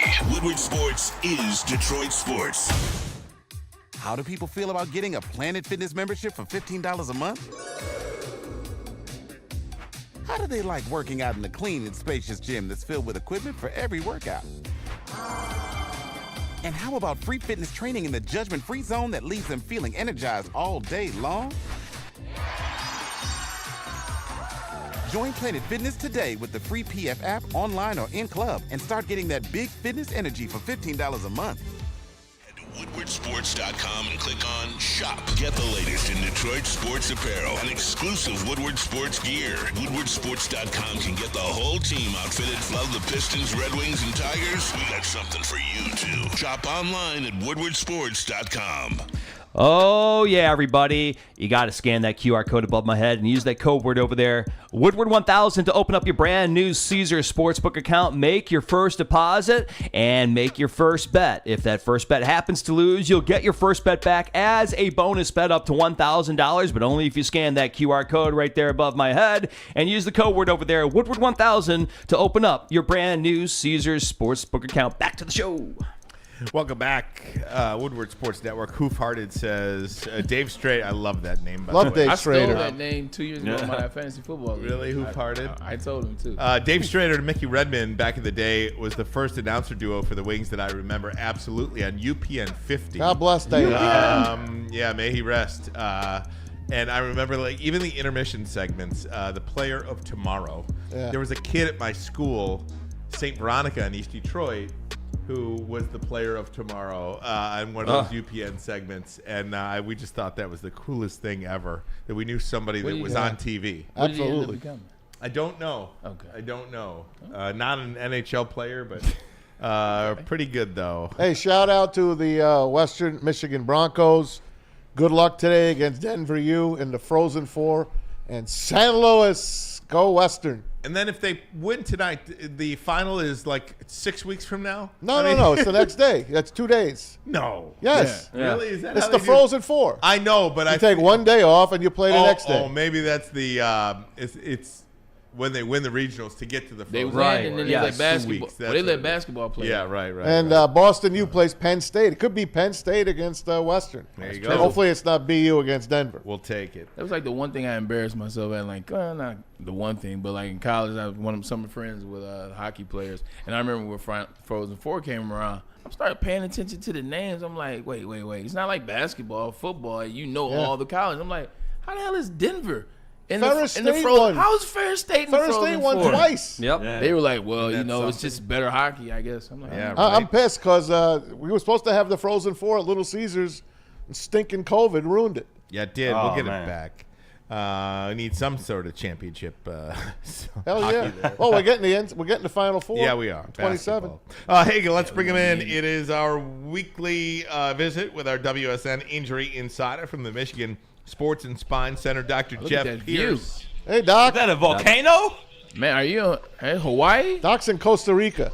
Costa Rica? Doc, Can you hear? Can you hear me? can I you can hear hear me that now? music, Can too. you hear me now? That freaky I massage. got you. I can hear you. We hear you Yeah, and we that's the see you. volcano here. What do you got wow. going See on ya? there in Costa Rica, Doc? You're perfect. You're loud. You're clear. You're perfect. It's very Yeah, you know zen. me. I got to keep moving. Yeah, it's very zen here. Hey, Doc, That's why I have picked this spot. you seen the White Lotus? It looks like you're right out of the White Lotus. That's a good show. Right. Doc don't know the White No, Lotus. that is the volcano. I'm in La Fortuna, which means good fortune. And I'm telling you, just coming here, it's so relaxing. It's like a whole. It really puts life a little bit more in perspective. That we're a little too uptight in the States, and we're trying to get too much done in a day, including me. And here it's just chill, relax, hike, and absorb what's going on. I don't know if Maz, if you got some of the videos Crazy. I wanted to show. We have them, Doc. We have Hey, them. Maz, before you do that, Doc, it's crazy that you're outside, out in the open, in the air, and you have better connection and Wi-Fi than you have ever had indoors. I'm just saying, just throwing it out there. It's the volcano. They got great Wi-Fi in Costa Rica. I'm telling you, there's not all that traffic out here on the Wi-Fi. That's We funny. got simpler things. People are out hiking and kayaking and going down the rapids and all that's going on here. You want us to play the Yeah, I videos mean- for you, and you could talk over them? Yeah, Oh, okay. yeah. Why don't we do that? It's just- All right. Yeah, Doc, there's Yeah, listen, let me just jump in here. There's a little bit of a delay, like a second or two delay. So in the interest of not stepping on everybody's words here, why don't you just walk us through maybe what you want, what you sent in, and then we can talk about it. All right, let's do that. So today we spent the day. The gentleman who helped us out in Costa Rica has been living here his whole life. Family has acquired a lot of land from the government. So right now you're looking at a stream that we're looking at for a wellness center. That's all natural streams. So when you talk about natural stream in Costa Rica, in this area, you're talking about minerals in the water that are healthy for you. So it's natural healing while you're in that water. Wow. So you see, those are all live streams that's coming down the falls. That's coming from the old volcano that hasn't been active in years. But still, there's all that lava and minerals coming out of the ground that you're seeing. So the water is warm, naturally warm from the volcano lava. And it's a video. That is actually Alex, who owns the property. And what's going on for us is we're looking for the perfect place in the country to kind of do our wellness thing. One is just about the hiking and the yoga and the massage and the zen. It's just the nature of it. This is actually where I'm sitting now. All those birds there are like herons. They're a type of heron. and they come here in the evening. So like right now, there's like 2. There's about 200. So it's kind of cool. At sunset, they come in here, and it's just that natural feeling. You're seeing some of the flowers in the greenage that's so green right now. It's that natural. It's like when you go up north to northern Michigan, to relate to us Michiganders, you just feel it different when you step outside and you breathe that air. It's like a whole different. It's not polluted. It's free. You're seeing the sky. The stars are bright. It's the same thing here with a volcano sitting in your backyard. Actually, the back of my screen is the volcano, which is covered by the clouds right now. So, unfortunately, there's another video where I was at, I don't know if we're going to show that one. Oh, no, this is this is kind of funny. This is the ant farms. They're about 100 feet long. They're all working. If we had ant strength, which we talk about strength and conditioning, these guys can lift anywhere from 10 to 100 times their weight. And you're seeing just carrying a leaf. It's like a highway that we found just, walking through the fields. So that was pretty cool. That was a funny video I wanted to share with you guys. So it's not all funny. It's always fun and games with us here. But there's one where we're at the mountaintop. Our friend owns land right at the volcano. It's with the government. So we're on the volcano land. We can't build on it, but I don't know if we have it coming up. But it's just we do not have that one. Just serene. All right, we'll send that one. We'll do that for another show. But yeah, I mean, overall, what I'm trying to say to the people, we're always about prevention and wellness. This is kind of a step above. We met some people last night that have been here for 10 days. Just have one was a dog groomer, the other one was a librarian for the military.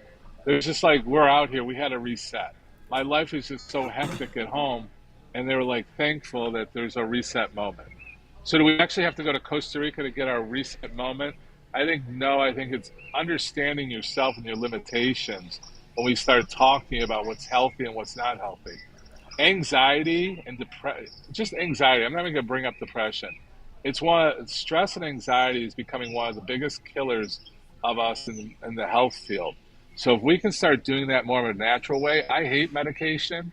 Medication that's being given for stress and anxiety is probably appropriate. I'm going to get shot for this, but probably for maybe 10% of the people that are actually taking it. So if we can find things like this, serene surroundings, something you relate to, something in music, something that's your go-to as your stress relief, that's going to add years to your life, and you're going to enjoy your life a lot better. Not everybody can come to Costa Rica, but we can do stuff. Go ahead. But yeah, Doc, if we showed you our view right now outside, it's like 28 degrees outside. It's gray. It's unfortunate, but in Michigan, volcanoes. This is what we go through here in Michigan, especially in the winter. And now it's turning to spring, and what are we going to get? We're going to get rain, 9 out of 10 days, walk through the mud and all of that. So it's hard to keep up the attitude that you're going through right now. Yeah, I mean, we've done that. Look, I have seasonal depression patients that really, I didn't believe in it when I first came out of medical school. We've read about it. We're like, yeah, okay, right. But what I've seen it from a pathological. So when I say pathological, that means it's more, it's more the medical end of it. Like it's real. It's not reactive. There's a lot of reactive depressions. Like, oh my God, I lost my keys or something. It's just something like that. That's more of a reactional depression, or you lose a game. But pathologic depression is different. So that's where we've actually gotten the people to buy a sunlight. They create art in their home that they can go, like their own little Zen place in their own home.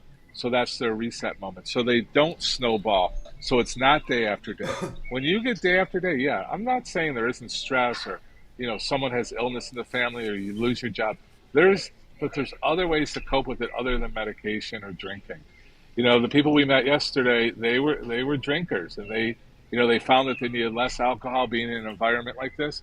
I hate to say alcohol is an escape for a lot of people that I don't want to deal with reality. So it's just, my job is to make you aware that there's other things you can do. It's not that hard to find these kind of things.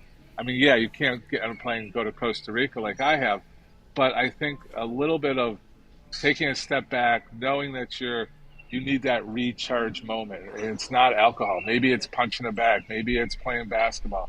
Maybe it's kicking the animal cruelty. Maybe it's kicking the dog. But you gotta find that in you before you become snowballing. And the thing is, I'm really talking to the kids, because when we grew up, we were pretty, Braylon, not close to my age, but yeah, I was about to say, Maz, whoa, what do you mean when we grew up? Hold on now. When, I'm 42. But you're a lot younger, but you still grew up in a family where you found other outlets for your stress relief. We ran. Being outside and playing was a stress relief. These kids today, if they're not building that stress and anxiety at ages 8, 9, 10, 11, 12, like we're listening to, what are they going to be at when all that brain scarring adds up? It's an accumulative effect. So it scares me what's going to be here when I'm gone. So what can we do to make a difference? And Woodward Sports is about sports, but sports is a great outlet for a release. And it's that team feeling. Your locker rooms are phenomenal go-tos for the most part. And now they're like turning into like places that, I worry about bullying or what am I going to look like? Yeah, it's just, where we're heading is not pretty, is what I'm trying to say. And we have to hit a reset button for all of us. So if Woodward Sports can spread a little bit of our Zen world, I would love to have that play a role under our domain. So Hey, I'll stop there. Hey, Doc, for all the smokers out there, is cannabis a healthy route for resetting? No. It's not? Talk about it. Because a lot of people are believing it's from the earth, it's plants, blah, blah, blah. Explain why that's not healthy. Everything's okay in moderation, right? Alcohol, wine has been studied, red wine has been studied to be heart healthy in certain quantities. Marijuana for certain people, especially people that they feel like their brain never shuts off. Like I have a few friends like that. They're 80, AH, all that. I don't want to get into diagnoses, but I got you. Where they just have a high stress moment, where their brain they can't focus. They're on to one thing to another. It has slowed them down. Is there some medical benefit? Yes. To the length that we're trying to make, justification of it, hell no. No, it's going overboard. We're overdoing it. We're taking advantage of the situation. This in a moderate, where it's really studied, where it's a helpful thing, or, like people have a moment. Can they go, have some cannabis to chill them out? Yes. There's still an addiction. There's still a dependency. There's still all that. Probably, like I said, with the anxiety medication, you're talking maybe 10 to 15% truly fall into that category, and the other 85 are trying to justify it. And, fight with me in the chat room or whatever, but that's my clinical stats. We can get stuff to support it. But cannabis, I think I don't want to be a big promoter of it in a non-medical therapeutic fashion. For recreational use, it's a long topic to talk about. And maybe we dedicate one of the shows to really talk about it. But to peel it back, you've got to look in the mirror and be honest with yourself. I met a drinker yesterday. She's from AA. She's celebrating 1 year of being sober from AA. How she celebrated? She had a shot of tequila. I'm like, didn't you just defeat your whole purpose? Yeah. Are you kidding me? And it's like, wow. It's the mental capacity of these people. I can justify whatever I'm doing. We can find something to justify whatever I'm doing. If you can't be real, if you don't have a good friend to call you out, then, that's a tough way to go. We have each other. Yeah. Not everybody has each other. So it's just, not to get so deep, and I'm in the Zen world. I'm supposed to be happy and healthy, but these are hard topics. You can come in. But, these are hard topics, and I didn't want to go that way. This is Ed, who's traveling What's up, with Ed? me.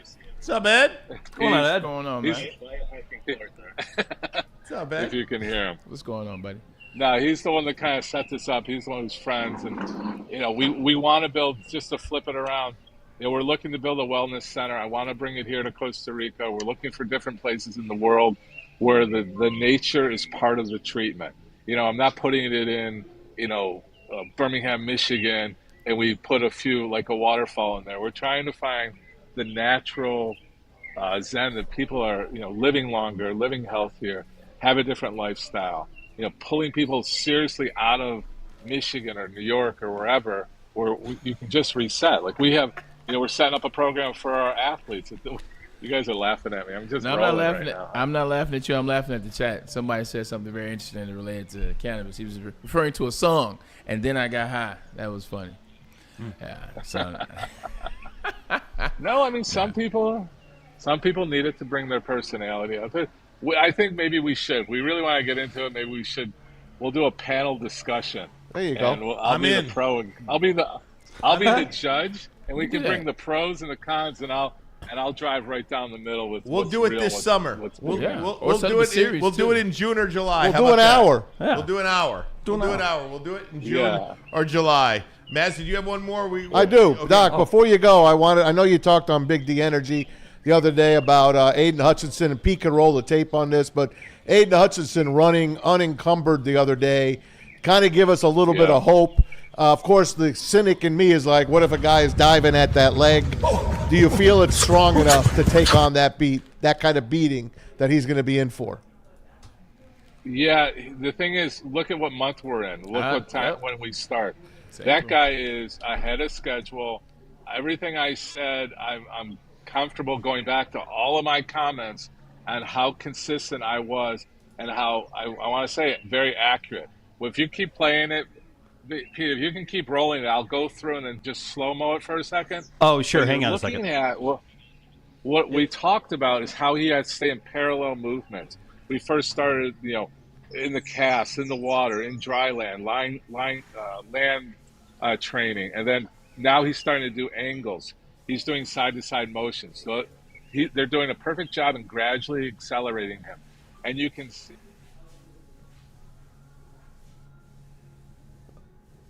Sorry, guys. Hang on. Which leg is actually the injured leg? Because his parallel movements from the side to side are almost very consistent. For you guys looking, I don't even know if you can tell the difference. I can tell a difference. There's a little hesitation on that left side where he was in the ground and pushing off. But really, he's almost parallel. He's almost mirroring his right and left side. And the other thing I brought up, if you look at his mechanics of running, if we could have pulled tape of him running like 2 years ago before the injury, I guarantee you his upper body and lower body wasn't as coordinated as he is now. He's learning how to run from a mechanical standpoint. He's going through the firing patterns from stepwise, which is perfectly what you're supposed to do. That's because awesome. if you start training, you just go ahead. I'm sorry. No, you're doing great. No, go ahead. If you start training big muscles in that parallel and you start lifting too much, you're going to create muscle imbalance, which will lead to further injury. What he's doing here is a perfect way of retraining, and this is for the audience. Oh, I'm not a professional player. You have to go to a clinical team like Michigan Sports and Spine, where they understand you can't get to step B before you do step A. You can't just go powerlifting to gain that strength and that bulk back. You have to train all those small muscles, because that's what, when you do get hit. If someone's going to do a cheap shot, you're screwed anyhow. Right. But if you do like the mechanical, like what he's going to do, he's going to be a smarter player. He's going to be, a risk of injury of that area. I want to go on record. I don't see it. I think he's going through all the steps. He's got a great medical team. Everything I've seen, we haven't been personally involved. We've been a little distance from it, but I like everything we see and the progress he's making. We said, when is he going to win Defensive Man of the Year? I sit on for not the first year, but year second or third. I think he's right there as a finalist. The great Dr. Jeff Pierce, Michigan Thanks, Sports Doc. and Thanks, Spine, Doc. our WSN Injury Insider, live from Costa Rica. Thanks, Doc. We'll see you next week. Braylon, close us out. Be safe. Look, man, appreciate you guys Trip. tuning in. Thanks to Doc from Costa Rica. Appreciate it. Great show out of you, Ricky, Pete. Thank you, buddy. Sean Mazaway, 58. as well Holy as crow. Ryan Ermanni. We'll see you shocked guys Ryan's tomorrow. still And remember, happy anniversary to my parents, man. You guys Yes, call right. your parents, say happy birthday. Happy man. anniversary to the Edwards.